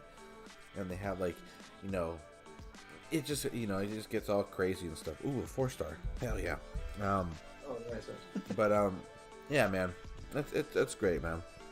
I like a game like that. That gives you that pucker factor, right? You can actually feel it. Like, oh, you know, and you're trying to get away from something. Yeah, it's funny, man. But you know, I think a positive takeaway, which is kind of weird to say with a pandemic.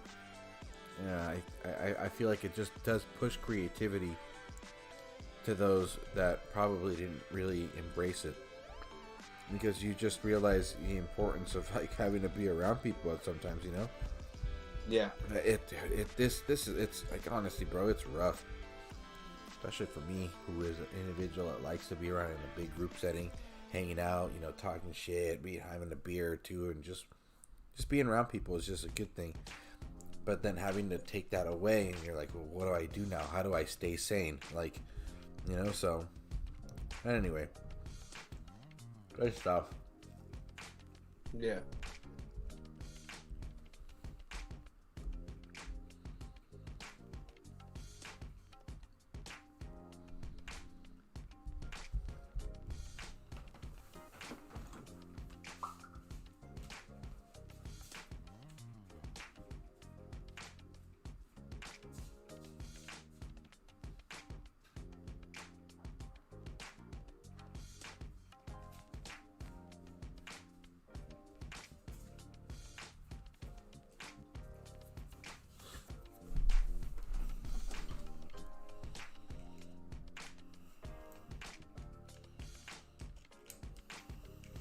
So do you think they're ever gonna bring out like dual element Titans? Not the ones that boost two different elements, but literally have both damage. That way you can equip relics from either element on it.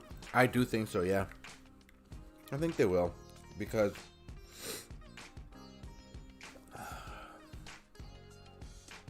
it's just something I think that they will introduce. I feel that you know, certain games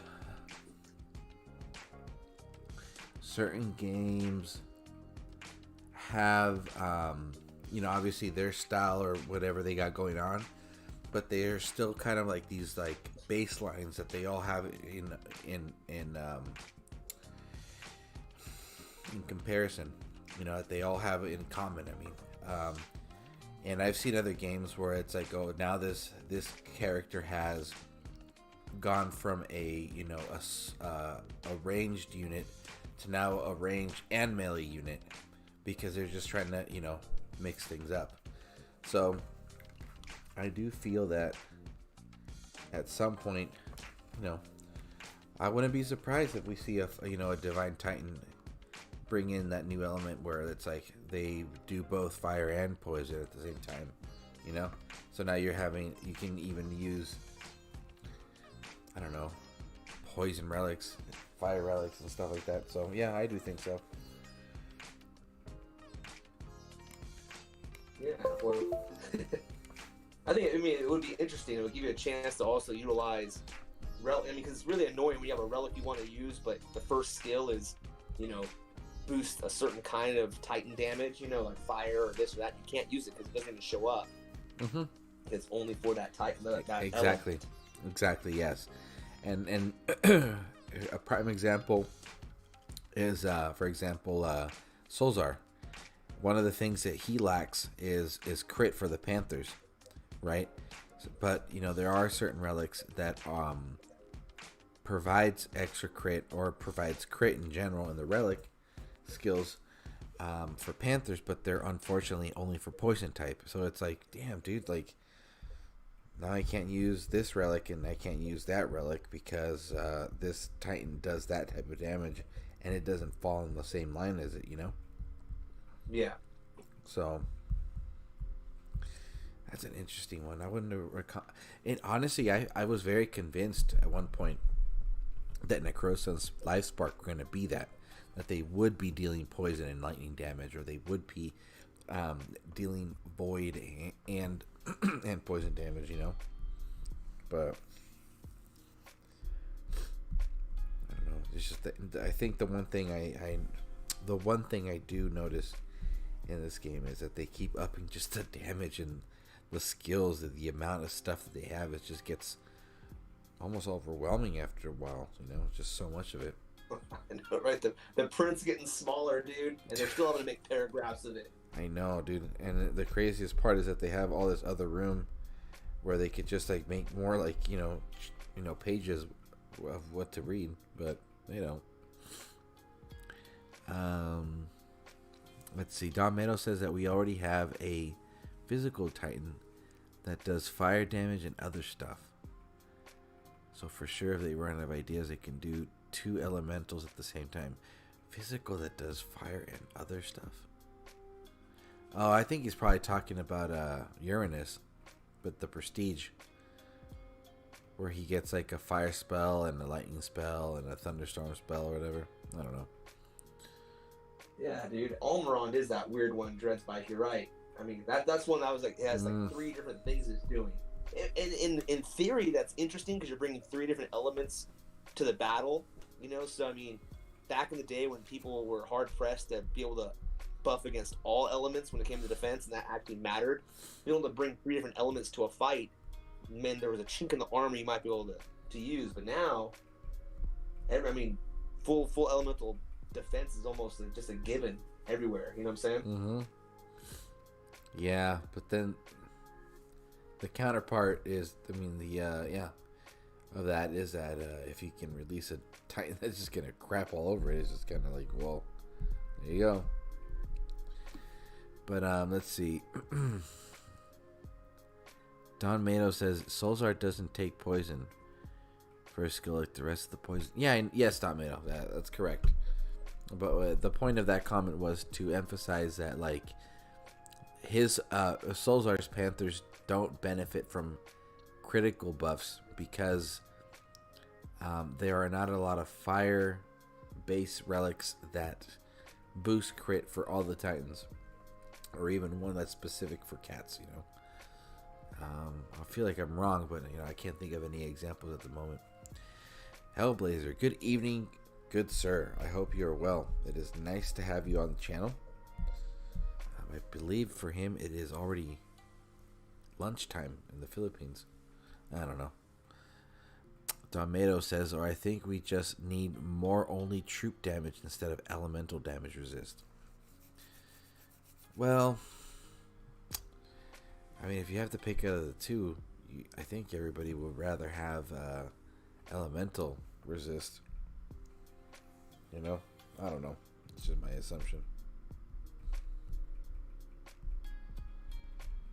Crazy talks. You guys still up right now? Oh, his night shift, huh? Oh no, I thought you said Crazy Talks, the guy from the other YouTuber. My bad.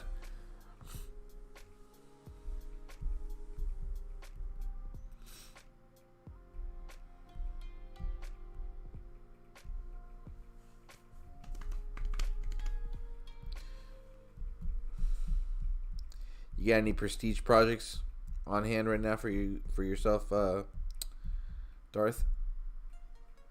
You know, like I said, I mean, I definitely used up every Lightning Titan I had when Zababa came out. You know, so I prestiged her all the way to 10. So that's like my. Oh my goodness! Really? That's my retribution Titan when someone messes with me. Wow. You know, I pull her out and then just try to, you know, take people out. But even at prestige 10 though, there are certain fights you still need to, you know, actually pay attention to what you're doing. You know, it's not like it's not an auto win button. You know what I'm saying? Yeah. Which I like. I don't want auto win. I mean, I want to know I earned things sometimes. Absolutely. And all that stuff. But I got her. That first week, as soon as she came out, I prestige 10 right away. But my goal was this. I mean, I've been trying to save up divine gems, you know, for a while. I knew I wasn't going to get Life Spark and Necrosa because I knew that it was reaching the tail end of them and the new ones are going to be coming out. So I was doing my best to try to get gemmed up. I didn't think that Nephilinus and Growth were going to come out as soon as they did. I thought they were going to be pushed more towards the end of the year, so that was my goal. To be able to get one of them, and I was saving up all my Titans for prestige. Like, whichever one came out and was the best, I was going to grab it and prestige it out. So I've just been stacking up Titans. Now that they've come out, I'm kind of like, ooh, good thing I didn't spend my gems on them. I'm kind of saving my gems right now. I'm gonna try to get to 30,000, and for the next set, and I'm hoping the next set is awesome, so I can buy both of them and just prestige 10 those up. So I mean, since they keep changing Titans right now, other than the Baba for my attack, I really don't see. I mean, Rostam, even the prestige 1 is doing the job right now. I really don't need to prestige him up much more yet. But then again, I mean, no one's really hitting my garrison. I haven't really made anyone that mad, I guess. Yeah. Well, right on. Good to know. Good to know. How about you, though? Who are you prestiging right now? I'm focusing on Ares. I've had a lot of success with him on defense and on offense as well. So I'm pretty stoked on getting this event done. I wanted to keep Magmatar, but I was like, no, dude, I really want to get this guy leveled up. So I'm gonna hold on to Magmatar, and then see where I am, because I know that I'm gonna just be like, you know what, just pull the trigger, go. And I still got an Ilzar, so if I do get Ilzar's heirloom, whenever that may happen, I can at least get 1.4, for her in a future event and stuff, you know. So they got to bring those back into play, and then we need a Void one, and trying to get other element we don't have. I know they don't have one for Void at all. Yeah, no, they don't. There's an Ice one. There's the Earth one. The Iron Souls one. That's Minotaur's Bounty. And Ilzor, so there's a Fire. So we're missing. No, and Loki's Trinket. Loki's Trinket for Lightning. Yeah, so Loki's Trinket's great. It works on Sababa, which is amazing, you know.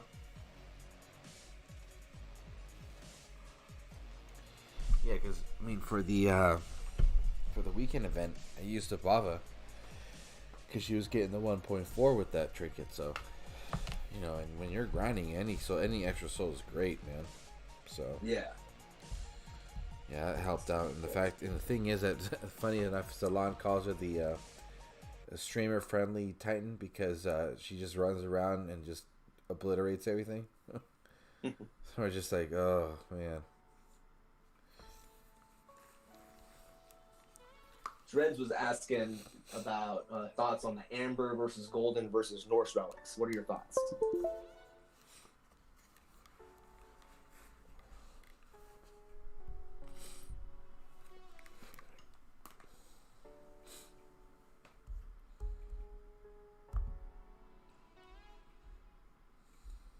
Like I said, with the Amber relics, I'm not too sure. The jury's still out for the Amber ones on me right now. Crazy Dogs, hello, sir. Good morning to you.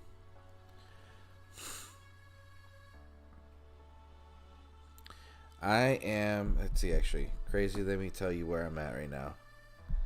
I am at only 1,000 souls. I got a lot of work to do.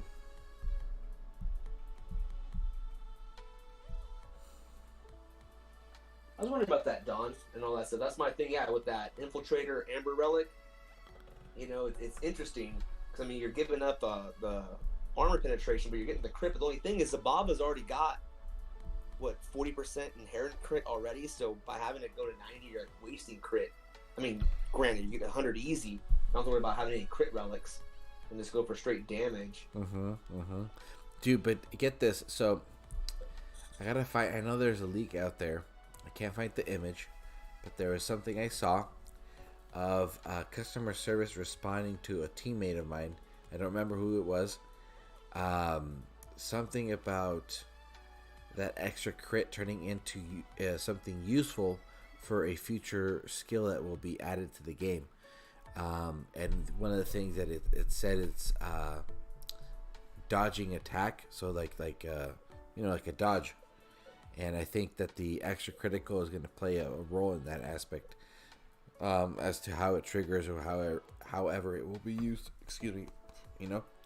So that's interesting. Yeah, I was thinking it would be kind of cool with extra crits. I was thinking about that before, like, you know, with these aura skills. You know, like, what if we had an aura that basically reduced your opponent's crit? So then you would need to have over 100% to counter that aura. Yes, that is also a great point. Yes, because that would make. But then that also brings up to discussion, like, you know, does the game, you know, for example, when we read the Titan skills, it says what 100%, but does a game recognize the additional amount? You know, which would be, I would hope, some sort of testing. I'm sure there's a simple way to find it, you know. But if like you have 150 critical for whatever crazy reason, like, does those extra 50 come into play, like you're saying, and replenish whatever was lost? So then it does make effect. It does become useful to overshoot on critical. Yeah, well, it's kind of like how armor. I remember when I first started, I thought 100% armor meant 100% defense, but that's not the case because you gotta take in consideration armor penetration.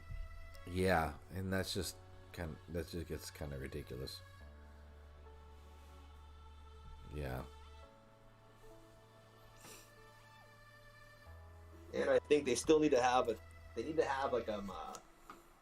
one of these aura skills where it defends you from like attack spells or something, or summons. You can't summon within the aura or something. Do you remember that leak from earlier this year? So I think it was probably February or March, where they were saying that there was going to be like this Norse god or Norse, you know, character that was going to have a specific aura for her grenadiers, and you couldn't do anything to the grenadiers in that aura, but you know, they were good to go when it came to firing as well, which is kind of weird. It would be cool. Yeah, a non-summoning. Yeah, you're right, Don. Like a non-summoning aura for a ranger, something. Yeah, I mean, something to I mean, heck, even with this new Titan, you know, like I'm watching the videos, and you've got freaking units still just dropping in the middle of your Grenadiers, and unless they're the corrupted ones that actually have melee damage, the other ones are still going to get smashed then.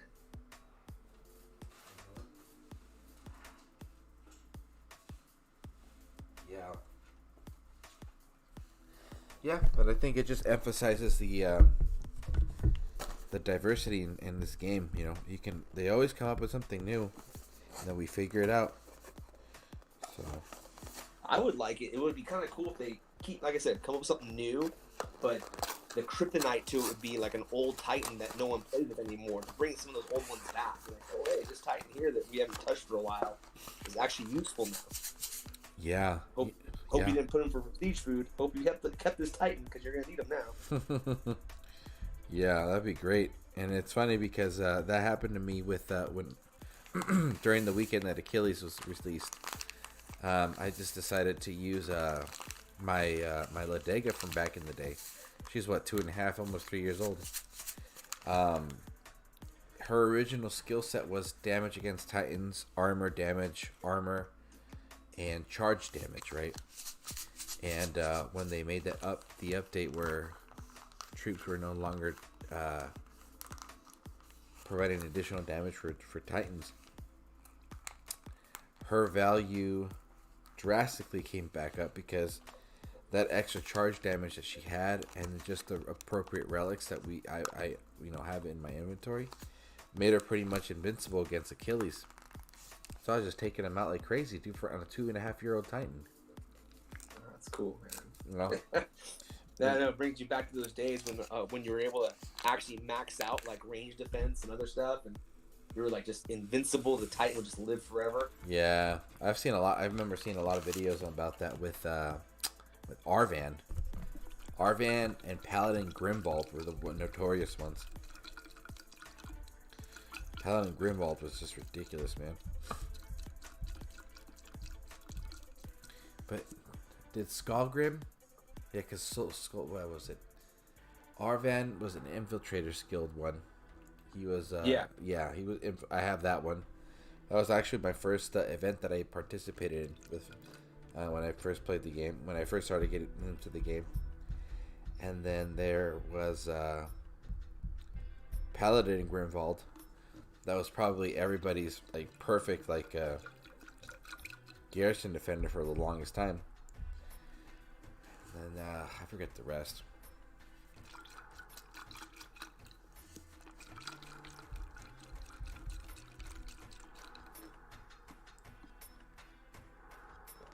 That was when you were able to make paladins and all those guys, like the actual Titan itself, be the thing that was unbeatable, not so much the troops. You know what I'm saying? Yeah.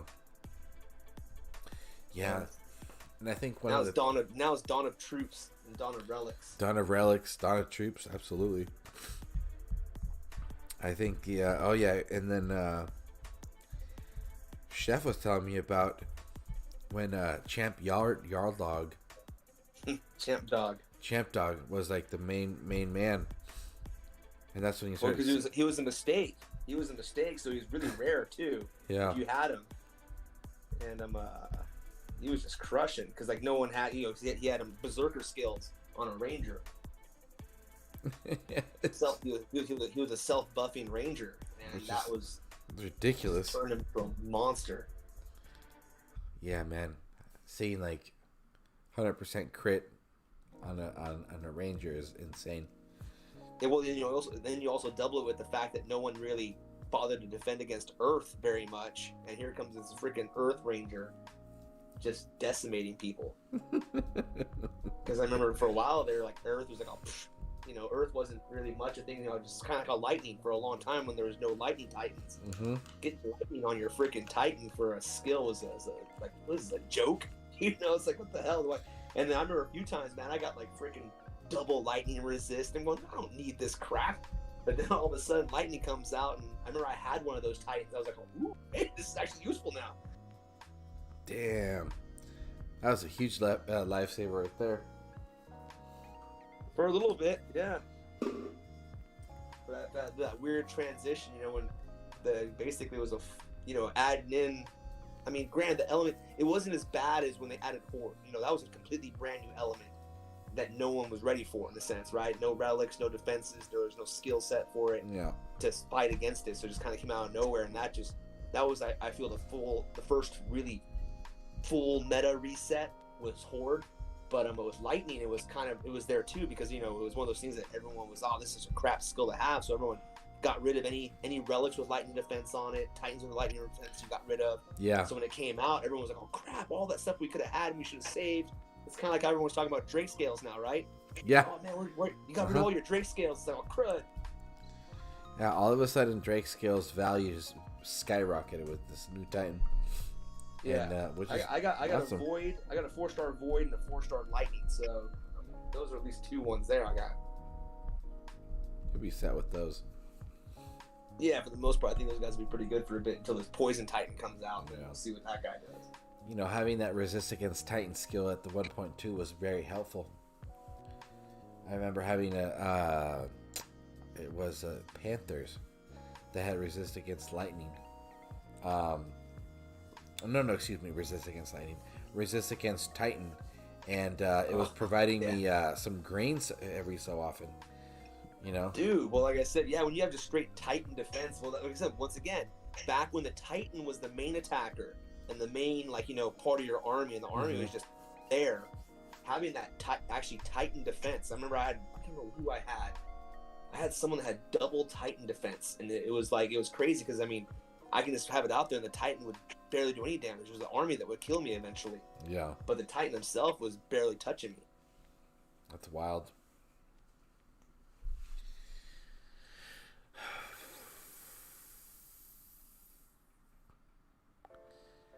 $24 level, but your spells are only 21. They should be doing some damage. They should be doing some good damage at 21.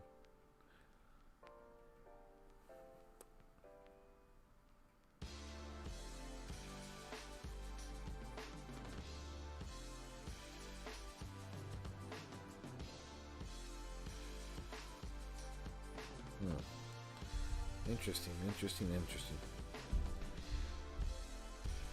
Where we at? We'll give it another 10 minutes to see where we're at.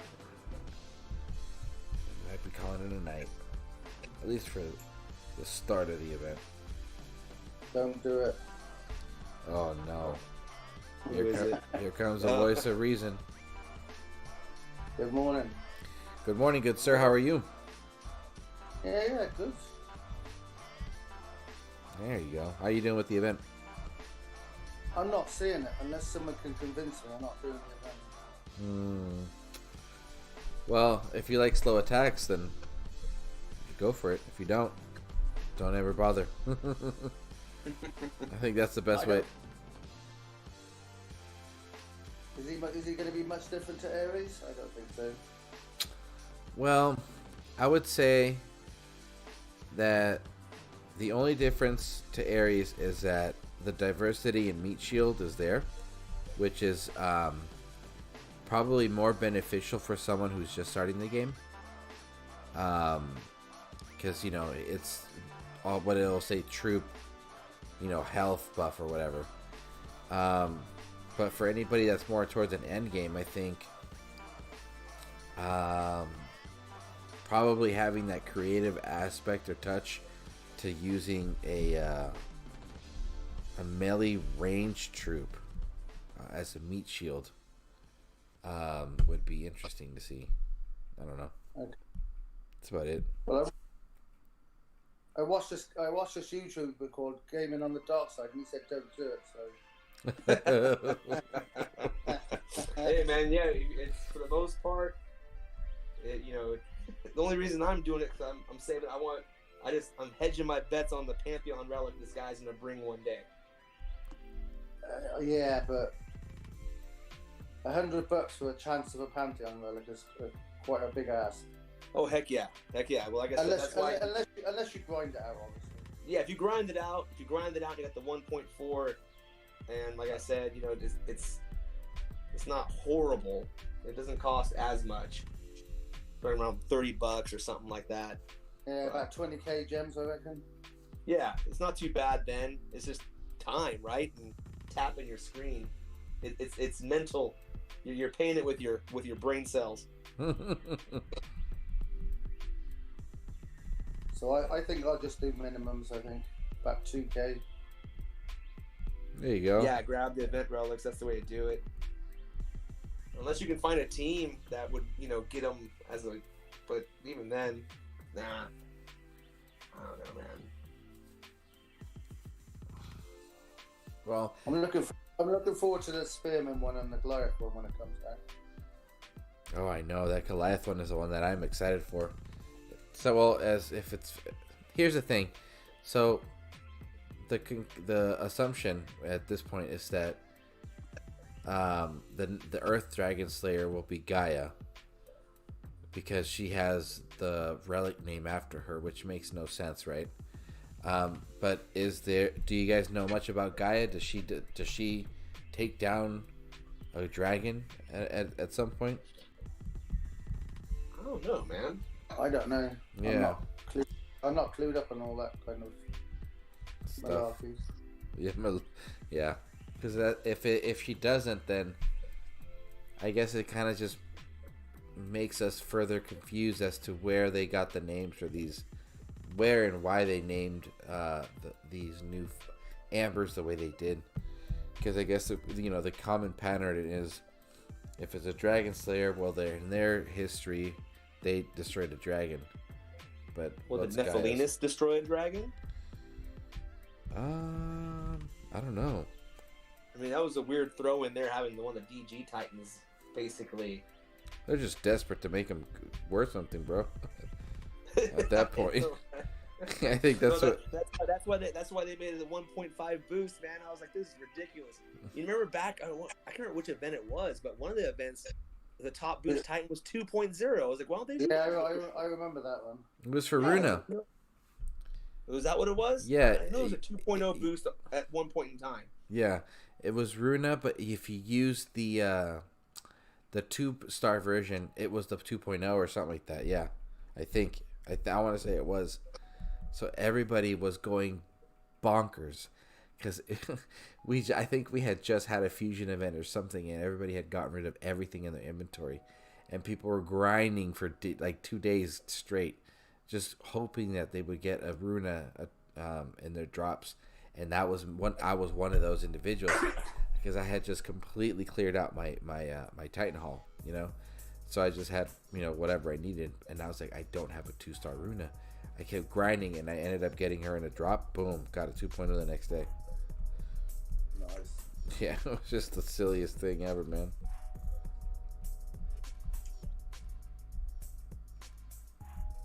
Yeah, I think we only seen it once, didn't we? That 2.0. Like that. Oh, 2.8. Would that be something with a trinket or no? No, 2.0. No. Oh, 2.0, yeah. Yeah, at that rate, you'll finish real quick. Oh, yeah. How's your weekend looking, Stocks? Yeah, you working, taking time off or anything? No, I'm not back till Monday now. I'm having a nice relaxing weekend. That's great. So I've got the time to grind. I just don't see it in the event.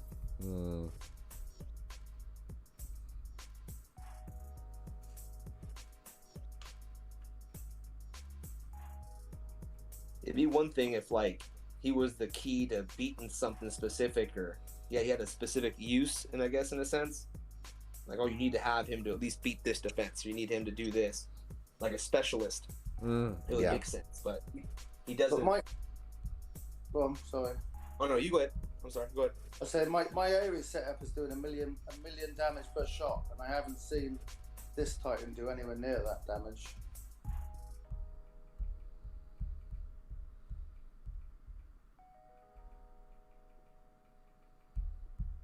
I'm trying to look up for Gaia. I don't see anything that relates Gaia and Dragon Slayer. I'm putting them in the search terms. It's not really coming up together. Maybe she's the exception. Well, like I said, I think they'll probably take some creative license if they are going to use Gaia, let's say the Earth Mother or something like that. I mean, Zabava, she's not a Dragon Slayer. She was the maiden in distress in that story. Oh, she was a mating in distress. Okay. Yeah, she wasn't the Dragon Slayer. There's I can't remember the name of the actual Dragon Slayer, but she was like the one that was taken by the dragon. So they do have some creative play with the names. Interesting. Well, they are British. What do you expect? Oh, talks. And they still haven't gone back to work all year. Oh, goodness. You guys just started your lockdown, correct? This Monday? Yeah, another 4-week lockdown, yeah. Oh, goodness. Okay, let me see. Well, they're starting up again over here anyway, so... I'm out in I mean, like, my business was in San Diego until this stuff all hit. And they just they're getting hit again with another, pretty strict stuff. And then I now live out in Vegas, and our guys already talking about lockdown 2.0. And I'm like, oh, great.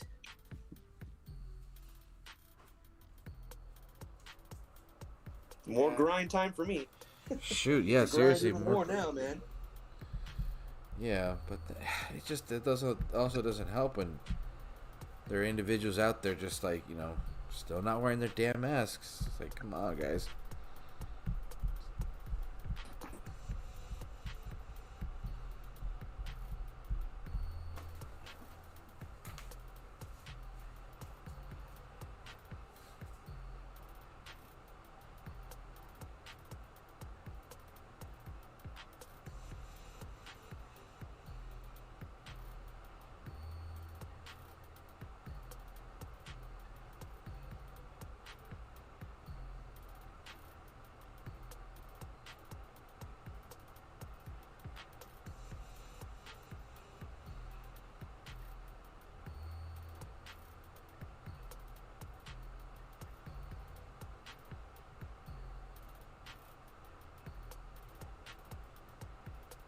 Have we lost Discord, or is everybody still here? I'm here. Oh, okay. I don't think Churro is there. Oh, no. Oh. Churro? Oh, he must have stepped away. Oh, yeah, sorry. I had to let the fight go in. Little man just started crying. Oh, I have to turn the heater on. It gets cold up in here. Let's see. Guy is going to be offensive there, Don. Yeah, that's kind of the word on the street right now, is that Gaia, should that be the Earth champion, is going to be offensive. But man, though, it does make sense, though, to me, because I just think of the club swing on those corrupted Goliaths against Rostam, or against these corrupted horde, corrupted grenadiers and stuff like that. That's just going to be probably what is really going to help take out Rostam. It's just the fact that you have to have this ginormous Goliath swing 360 to get the entire mosh pit off his back. So, I don't know. We'll see. But it would be a nice change, too, to see some offensive Goliath, skills out there. I can only think that the Grogar has always been that offensive berserker for Goliaths, but has never really had the build to stay up to date. Well, the 2.0 version is pretty good. They're a bit too slow for attacking them. Really. Yeah. They didn't speed up then. If they made them bigger and taller, they could probably make them faster then. Yeah, about triple the speed or something. That's a skill. Yeah. If they're that much bigger, they probably, they're moving a little quicker. I don't know. Well, it'd be like the Viking Titans. They're so tall that even though they look like they're moving slow, their steps are so big they're actually moving at a pretty good pace. Exactly. Yeah. Absolutely. Dred's bike was asking when do you think the next Dragon Slayer is? My thing, I think it's going to be after the Okantar event that we're going to have. Conquest or whatever it is. I think it's going to probably happen after that because, poison. Yeah. And actually, you know what, though? I was thinking Let me look at the blog real quick, because I was thinking that the next Dragon Slayer was going to be after Vixia. But that doesn't make sense because Okantar is that weekend. Yeah. So then we have a poison one that weekend, and then we have an ice one for Christmas. Yeah. I think Vixia is going to be a tease, though, too, in the sense of the skill-wise. Where her skills are going to be like kind of like what Civ would be compared to Zeus. Where it's like it's not Zeus, but it's almost there, you know? Yeah. They always did that. There was always that comparison. Well, again, in the chats I've been involved with, when Civ was released in Conquest, people were like, well, this Titan sucks. And I was like, well, not really. She's great. She's fun. I had a great time with Civ. I maxed her out real quick. But the only thing was that she was missing the Omegas. And so you just felt like you had like a downgraded watered Zeus. down version. Exactly, a watered down version of Zeus. Because the one advantage that she did have, Zeus Light. Yeah, exactly, right? Zeus Light. The advantage that she did have on Zeus was the fact that she did provide crit to the maidens. And it was like a good solid 22%, which is not, not very, very common sometimes. So, anyway. It is what it is.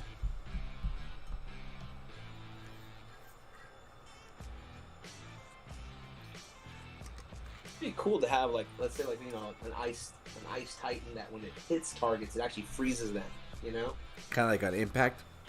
Yeah, kind of like how, like, like any of the flame guys, if they hit the trees, I mean, even swinging their sword, it burns the trees down. Mm-hmm. Yeah. You know what I'm saying? But having something like, hey, man, you get whacked by so basically, you have to, like, maybe send in someone to keep him busy so he's beating on them. You have to hit him only with ranged units. Yeah. Because you get close to him, he's going to freeze your melee units. Mm-hmm, mm-hmm. Yeah, that would be pretty cool. Yeah, I mean, why not apply it, too, with, like, with poison, too? If you get hit by that arrow, there's a little bit of a light little poison cloud in the area. Yeah, I mean, just something just to change it up and create, like I said, strategy. You have to have some strategy for some of these things, and that I think that'd be cool if that's where they're going. I mean, I should say that'd be cool. That's where they were going with the Dragon Slayers. They have all this immense amount of power, but also but even though they're super powerful, you have the right strategy, you can still beat them. Not just more power on top of more power on top of more power. It's like eventually it's ridiculous. We're not playing Dragon Ball Z here, dude. Hey, seriously, dude. Power level's 9 million. 9 million. What's next? It's like, now I have to be Cell in order to fucking win anything.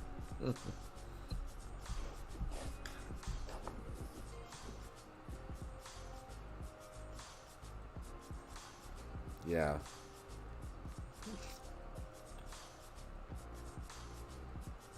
What's cool about these streams, man, is like you can grind while you're talking and listening, and I like that, man.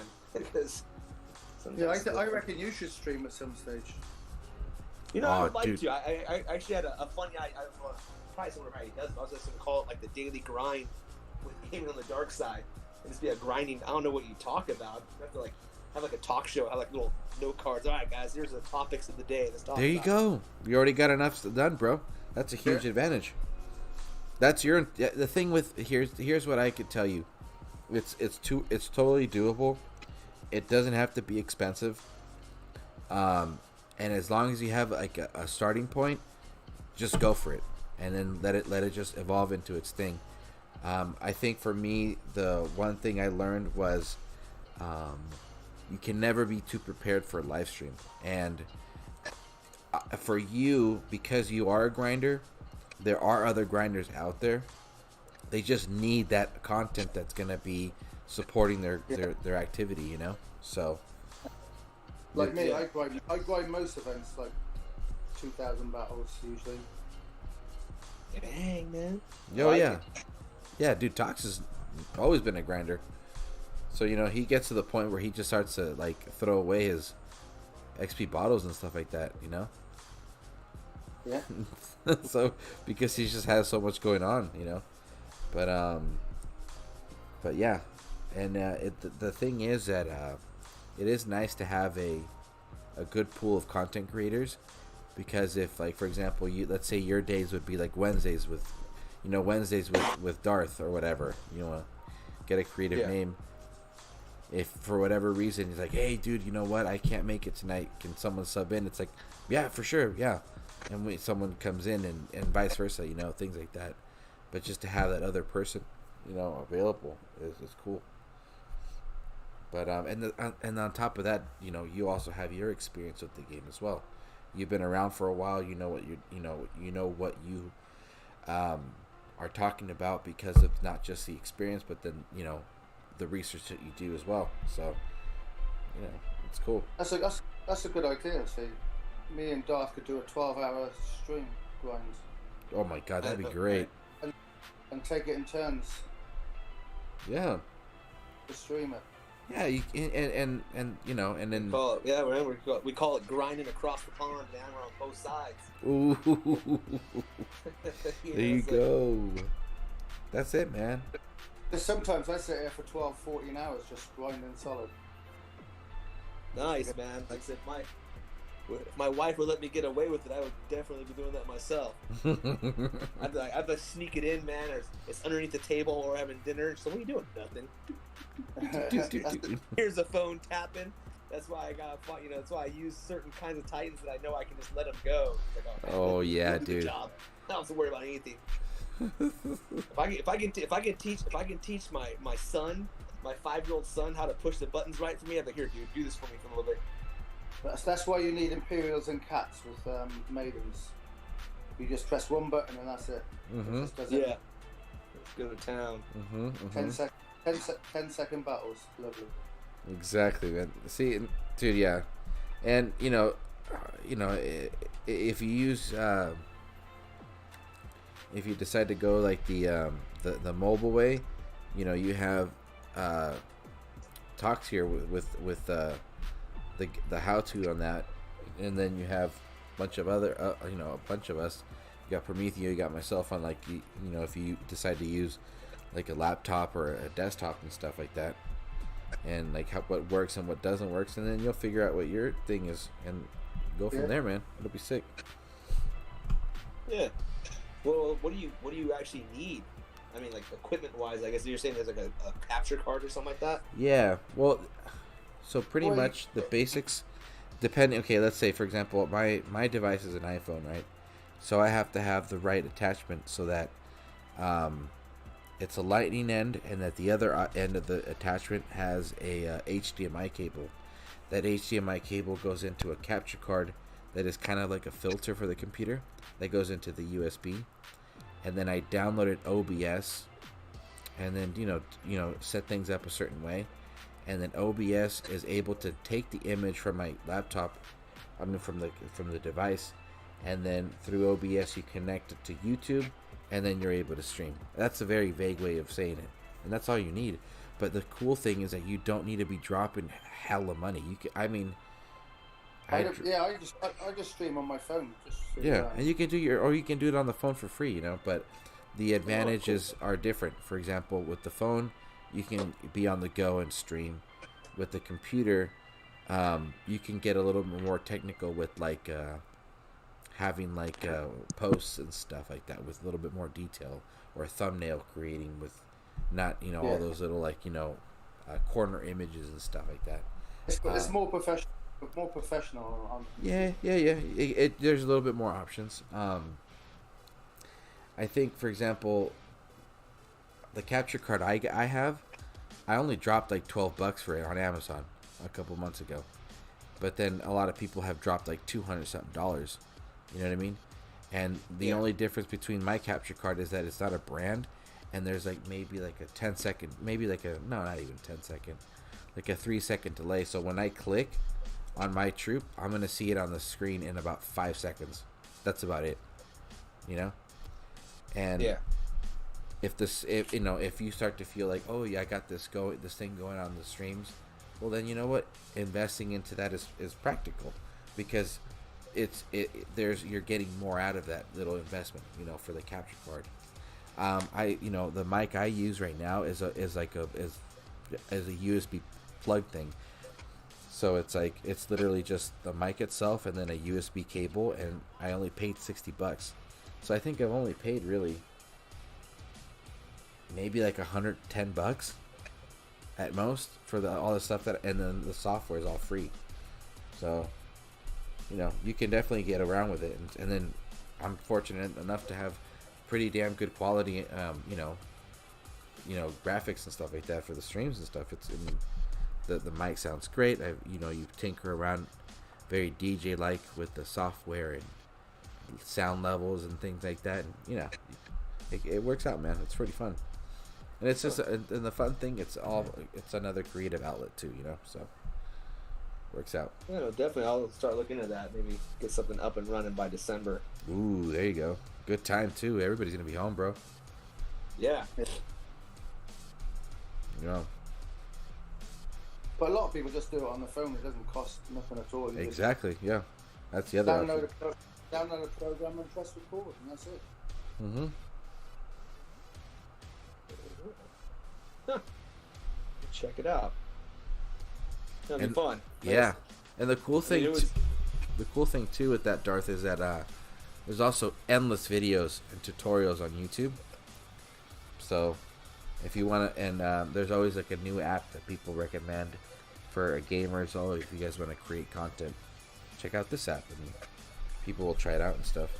Right now, I think Omelette Arcade has definitely been very consistent with the DOT community. Their graphics are phenomenal, dude. You can get 1080 on that app, and you know, it's great.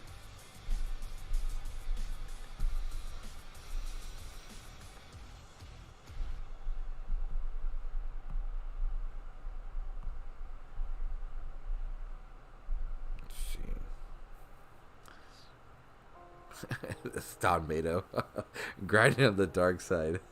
I like that, dude. Dude, that's awesome. Oh man, Don's he's always got the good ones, man.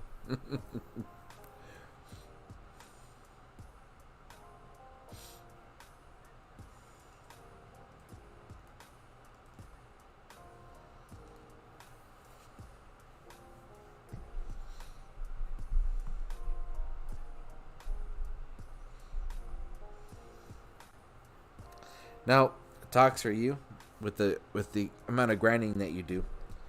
Out of all the troops, which do you feel have been the most consistent to keep up with your style of gameplay? What do you mean? I guess you could say it's like, what's your favorite troop to use when you're grinding? I set up whatever boost time it is. I set it up with 70% horde, all horde relics, and 3 or 4 maidens to fill the Goliath. Really? Yeah. Horde, huh? Well, they're the fastest, and they can usually take less damage. Well, I get no damage at all usually. Oh, okay. Unless I got a PP partner that's got Imperials and Cats, and then it's an all maiden setup, which is even like 10-second battles. That'd be fast. Yeah, I think the most I've done is about 1,300 battles in a day. Damn, that's pretty awesome, decent, man. That's wild. But you know, the also thing, dude, Darth, I do encourage, bro. There are people out there that are grinders, and you guys are, you guys pretty much keep to yourselves pretty well. Because I feel like a lot of the most outspoken people are the ones that are like, oh, I just dropped $3 bajillion for this Titan, you know? Yeah. So that would be pretty sick to also encourage, that consistent, amount of activity. Some of us obviously do have, different schedules and stuff. But for me, with the demand at work, sometimes I just plan accordingly, because I've been at work, typing away and stuff like that, and I'll do like 2 or 3 battles between every single email, and I have found it a complete waste of time that way, or opposed to when I sit down and I do like a 20 to 30 minute straight grind. Way more productive, focusing on one thing at a time. So, yeah, You know, so, and especially if you're active in a game, excuse me, in an event midweek, that's still super beneficial. So seeing that kind of activity is pretty good. It'll be the new meta. How about that? Yeah. The grind meta. The grind meta.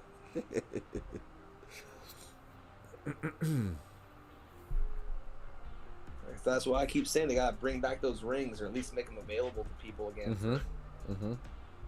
Just, you know, but what sucks about the rings is the fact that they find some little way to change the verbiage of the name of the soul to where the ring doesn't work. Yeah. You know, and that's freaking annoying. Yeah, that's unnecessary, man. But the rings are there for grinders, really. They're not beneficial to people who boost the event. Exactly. No, I agree.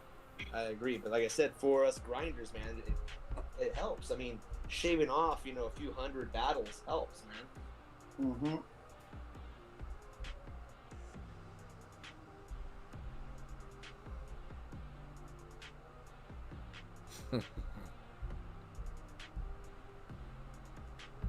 Well, Talks, where you guys sitting at with the event? You guys pretty high up there in rank? No, we're only going for 4K gems this week. Oh, nice. We're not seeing it beneficial of it. And for your alliance, what's the min for that? 2. Well, that's awesome, dude. That's perfect. You get those 3 event relics and the gems. Yeah. That's like this. That's a sweet spot right there. That's a grinder's sweet spot too, dude. It's perfect. The free to play guys. Yeah. You know, the thing with being kind of a new shell, a new team, I realize that it's all what's the word I'm looking for? It's a turnoff to want to join when the consistency isn't there. And I'm starting to notice why a lot of teams implement those soul mins, regardless of whatever event it is. It is like a standard one, you know. And it just brings me back to one of the experiences I had. Dude, it was like whenever it was the original Hades event, and we were very close to getting a second copy of the event. Titan Hades. And unfortunately we missed out because a couple players, I think they waited last minute or something like that, and we never had set a goal for the event, but it was like 3/4 of the team had finished, and there was a few players that were just like had communicated that they could finish the event, but they were going to commit to a certain amount.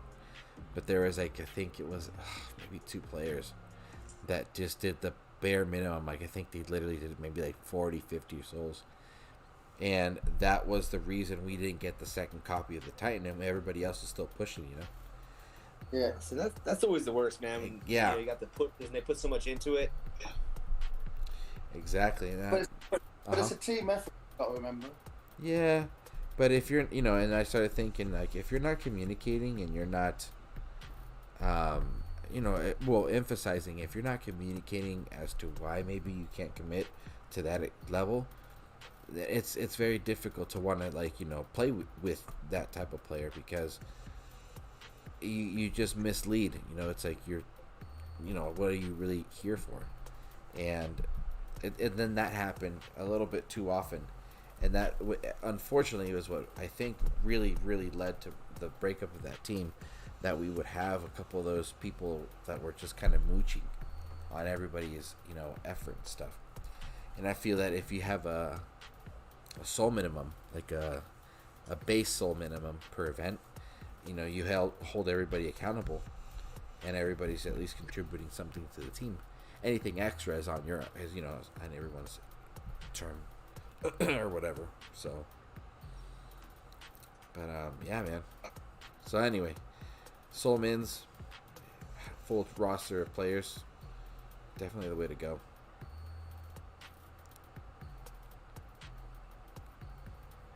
Yeah, Ooh, I like what Don Mato is bringing up. He's saying these other. Let's see.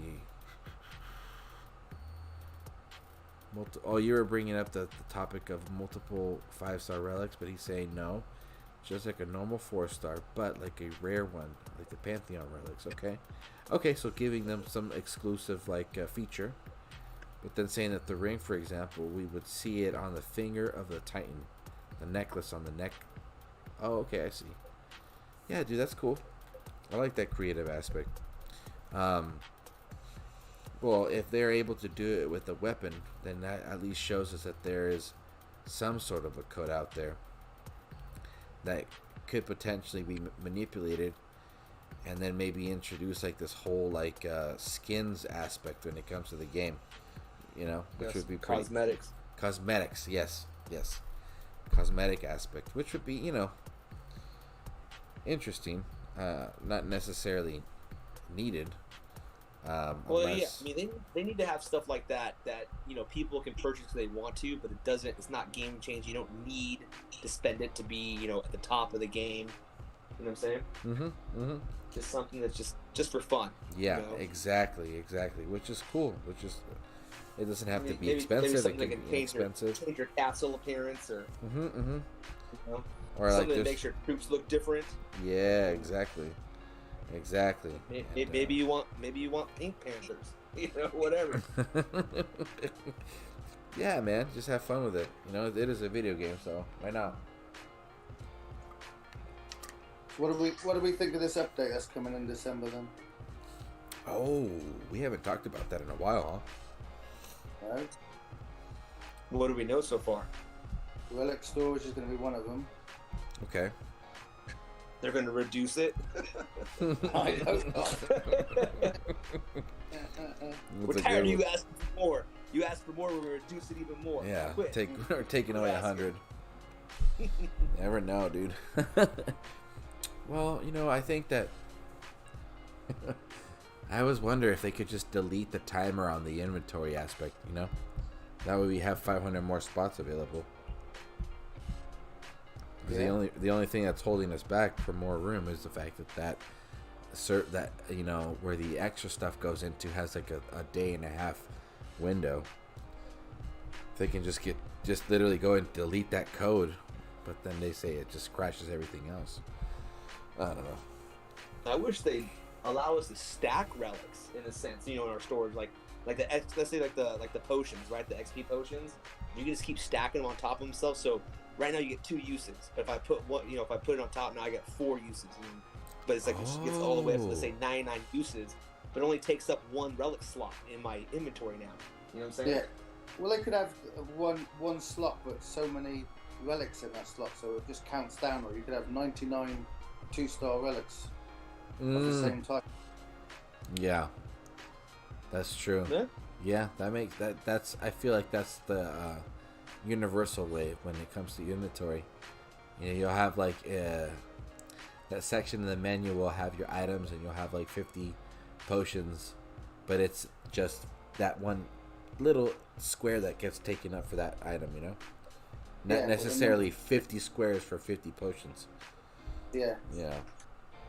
But then that also would be pretty cool, because if you are full inventory and you have one, maybe like, let's say you have a couple XP bottles, items or whatever, then their uses increases. Yeah. That would be cool too. Because then you would just end up leaving one relic that could just keep stacking itself on whatever Project Titan you have. Yeah. You have to move it around every 2 battles, which chews up time.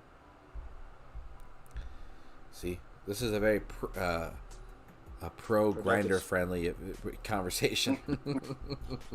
Or hey, why not introduce a new building and have it be like a relic storage building, and the more you level it up, the more relics it can store. Dude, hell yeah! Well, all the damn builders that just collect dust after you become. Yeah. Wait, hey Darth, are you max player level too? With like troops and stuff, or what? No, I'm still I'm still leveling out. Like I said, I took. I mean, if I would have stuck with my level of play like I'm playing now, all the way through since I started, I would have been. Yeah, I'd be all topped out. But I've taken some breaks here and there, and not leveled stuff. And kick myself now for not having certain things leveled. But my buildings are all leveled now. That's done. But my spells and troops aren't. I'm still working on them. I think that's what takes. Even if you take a break, you can still pop in at once a week and put something on a build. Yeah, that's what I should have been doing. Like I said, I think I tried to convince myself to stop. You know, like, oh, man, I'm tired of spending money on a phone game. This is ridiculous. Trying to talk myself out of it, and then like 2 weeks later, I'm back at it.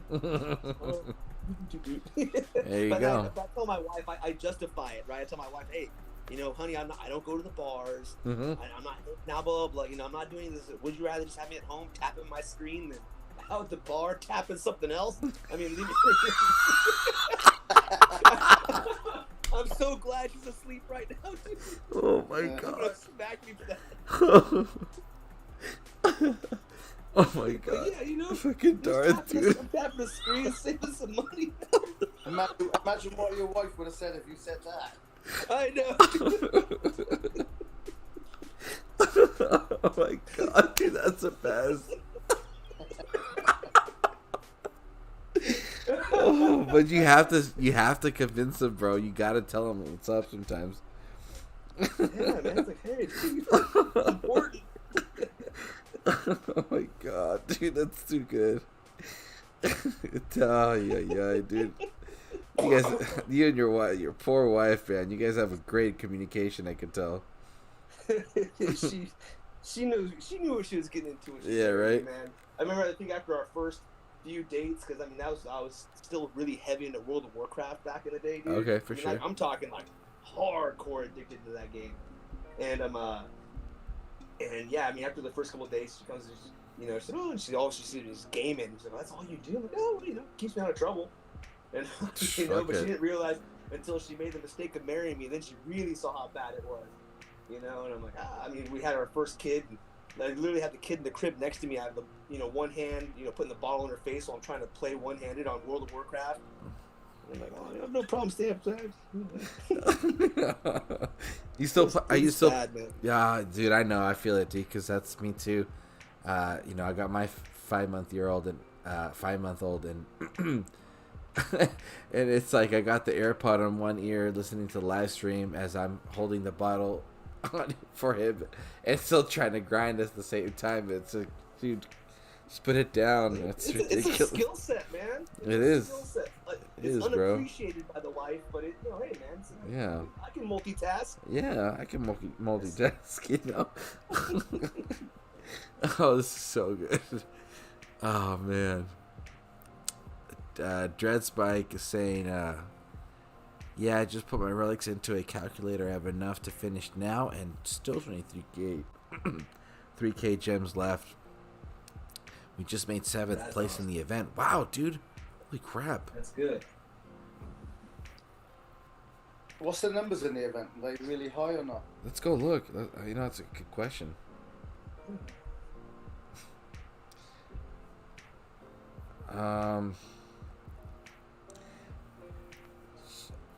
So first place is this new team called Souls Are Us. So one of my players got into that team, and they're in Champions right now, same server as I am, and they're in first place. I don't know if they have any relationship with Events R Us, but this is Souls R Us. That's cool. Then we got second place team. I don't even know what the hell that is. Ivar? I think that's War. No, it is Ivar. None of the usual top 5 are in now. I can't see. Yeah, you're right. This is like all new names, but this is just now. I don't know how if it'll stay this way. You know, any weekend warrior thing. You know, Beta Soul and Attica will get up there eventually. Yeah, they'll do something. And then we have this fourth place team. I don't know if that's something War Raid. Is that War Raiders? I don't know. I know Ham won. I think they're an upcoming team. I think it's 3 families that have put together event teams. Who are these Acadians? Who are these guys? Jeez. Is that 7th? Oh, 7th okay. place. Oh no, that's good. Titan Anarchy always makes a random. Oh, there we go. There's one Atticool right there. And there's ERU, 10th place. Momo Squad. Another Atticool, Beta Soul. They're in the teens right now. Kraken. It's not big numbers though, is it? Really? Not really. I mean, well, honestly, yeah. For this event, 864 from first place, and then, but for top 50, like the 50th place, they're at 284 right now when it comes to souls. That's a huge difference right there. Yeah. Steve Don is only, my team is only 32K. You guys wake up. 30. Man, there's a lot of, what's just nice is there's some diversity in these teams. But I've actually been noticing that there's a lot of players coming out of India, bro, in the last like 4 months. A lot of players coming out from there. DT and Red Rum. Interesting. Very interesting. Sess of the Pod was definitely enjoying that conversation.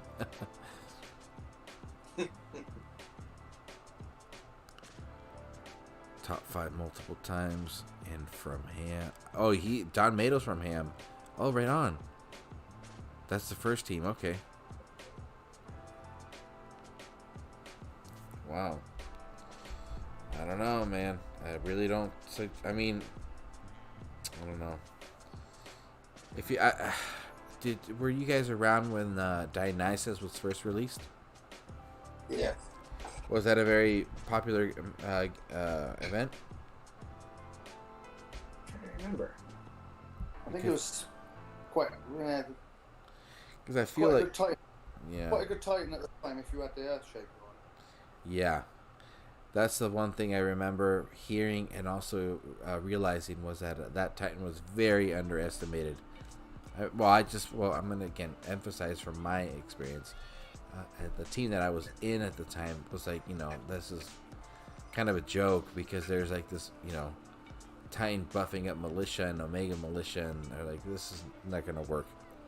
Turns out that dude was people were tearing apart. Yeah.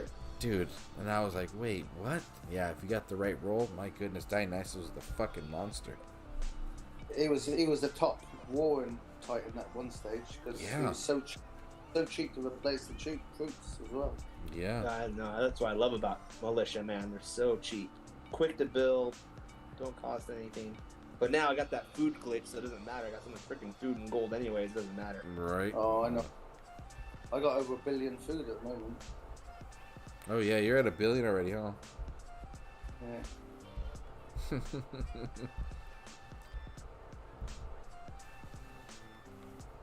Let's see. Top 50 request was low. Don Mato saying we went for the top 50 only this year. Okay. We were combining with ERU on the beginnings, sending our players there, and after that to Atticool, and after that we said, okay, we're gonna make our own. Oh, interesting. That makes sense. If you're gonna be sending players everywhere else, you might keep them with yourself and then get yourself up there. But Don Mato, what country you guys based out of, though?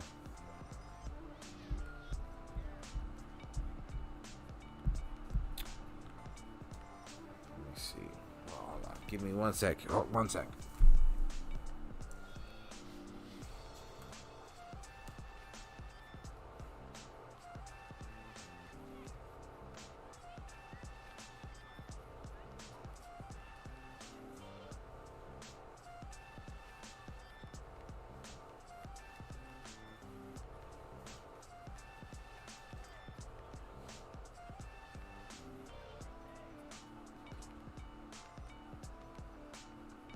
I think he's got to make some coffee or something. Probably. I end up doing that myself. I'm on a roll, man. Like I said, being able to do this and just kind of talk and chat. I'm Oh, crushing hell it yeah, right it's now. the best. I'm gonna regret it in the morning though, but I don't care.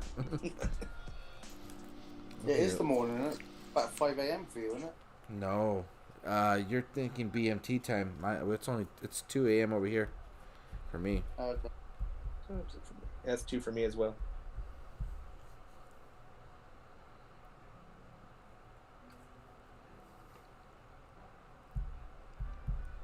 Don Mato says they're international. Oh wow.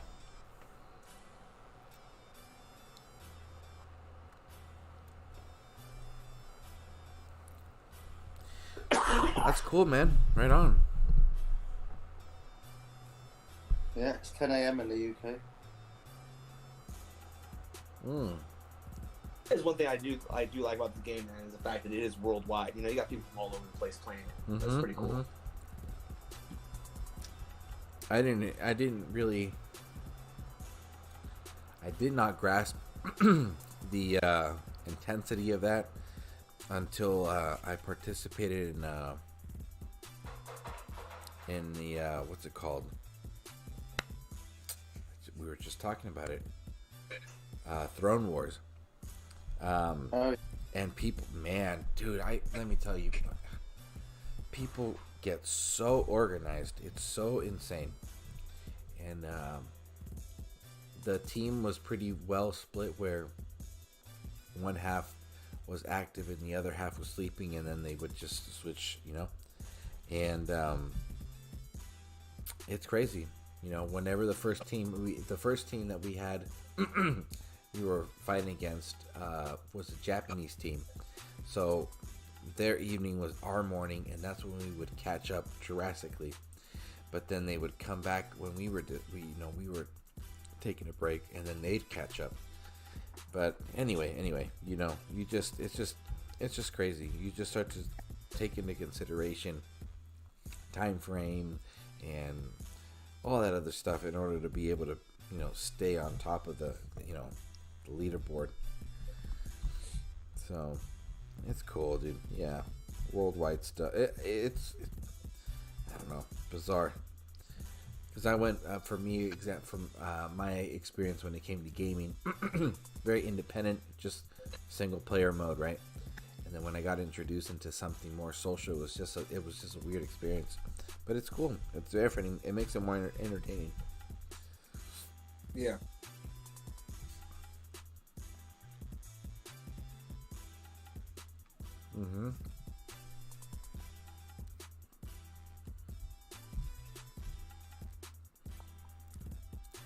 Yeah, it's very true, Dresbike. Having teams made of people from all around the world means people are on 24/7. Yep.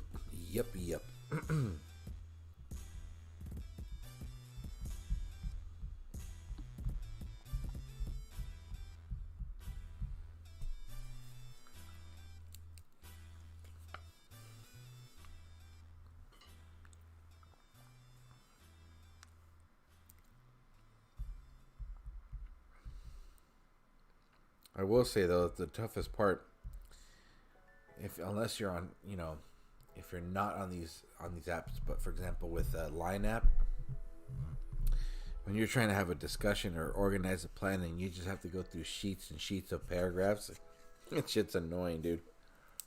Yeah, it is. Everyone's just trying to communicate and stuff.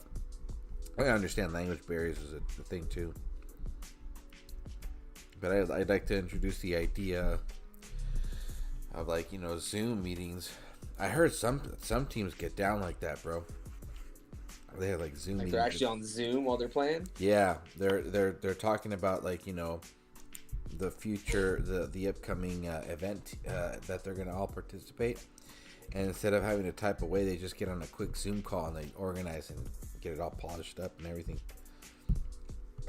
That's pretty legit. Yeah, it is.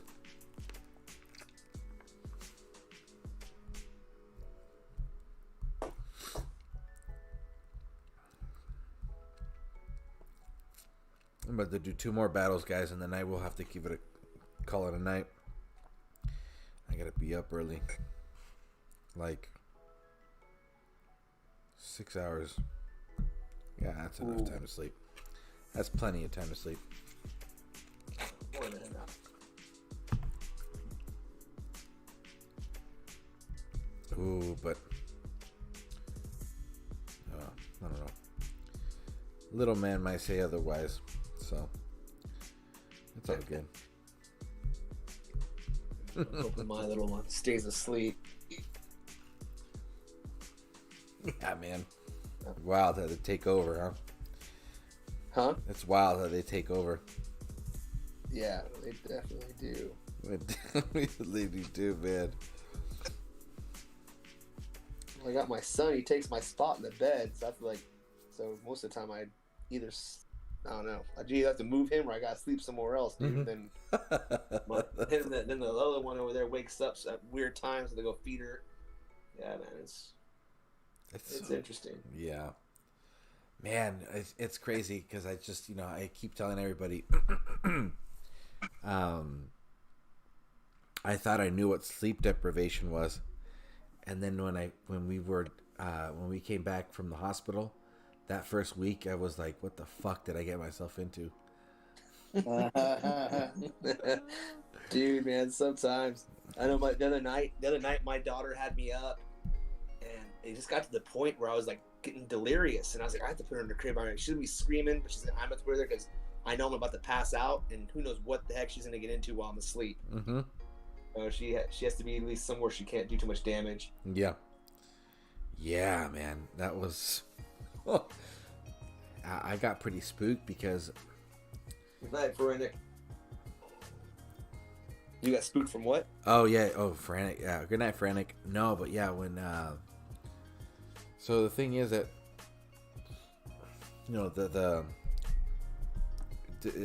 He was delivered through C-section.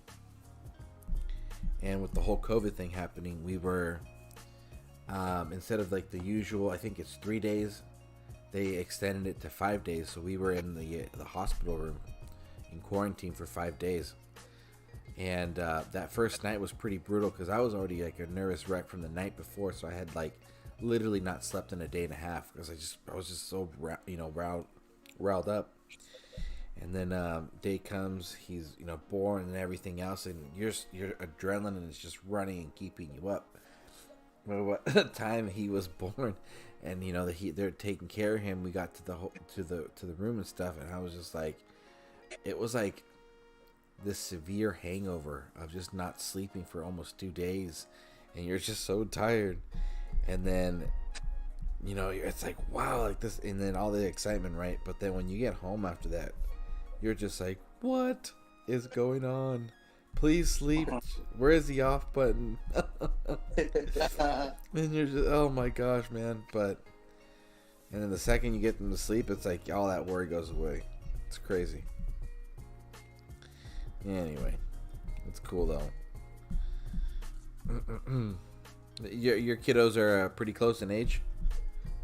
Darth? Mine, my daughter's 11. Then my son, he's turning 5 in a couple weeks, and then my youngest daughter, she's a little over 1 now. Nice. Wow. So it's a good spread.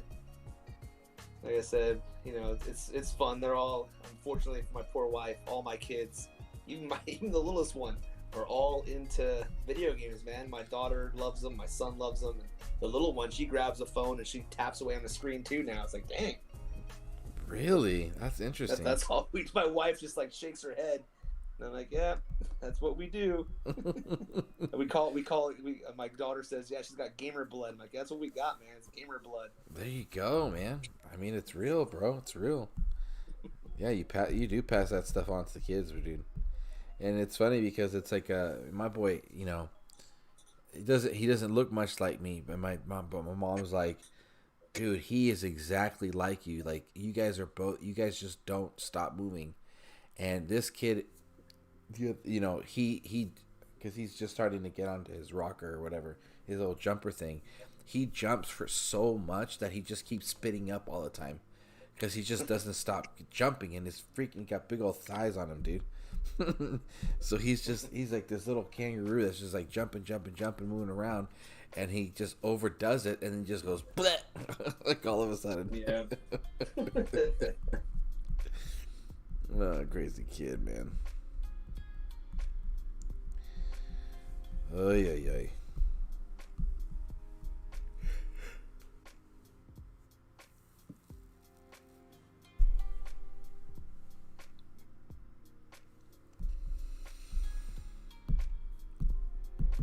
I grinded out like almost 3,500 souls during this stream, I think. Oh, nice, dude. There you go. 3,000 souls. Just 3,000. nice. Just non-stop. Just tap, tap, tap, tap, tap. There you go. But dude, that what, 2.5 hours you got that much? That's a huge leap, dude.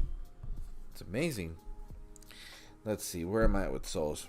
Okay, I'm at 2268. That's not bad.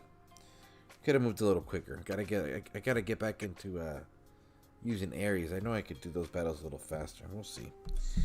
But we got Souls R Us making a huge leap.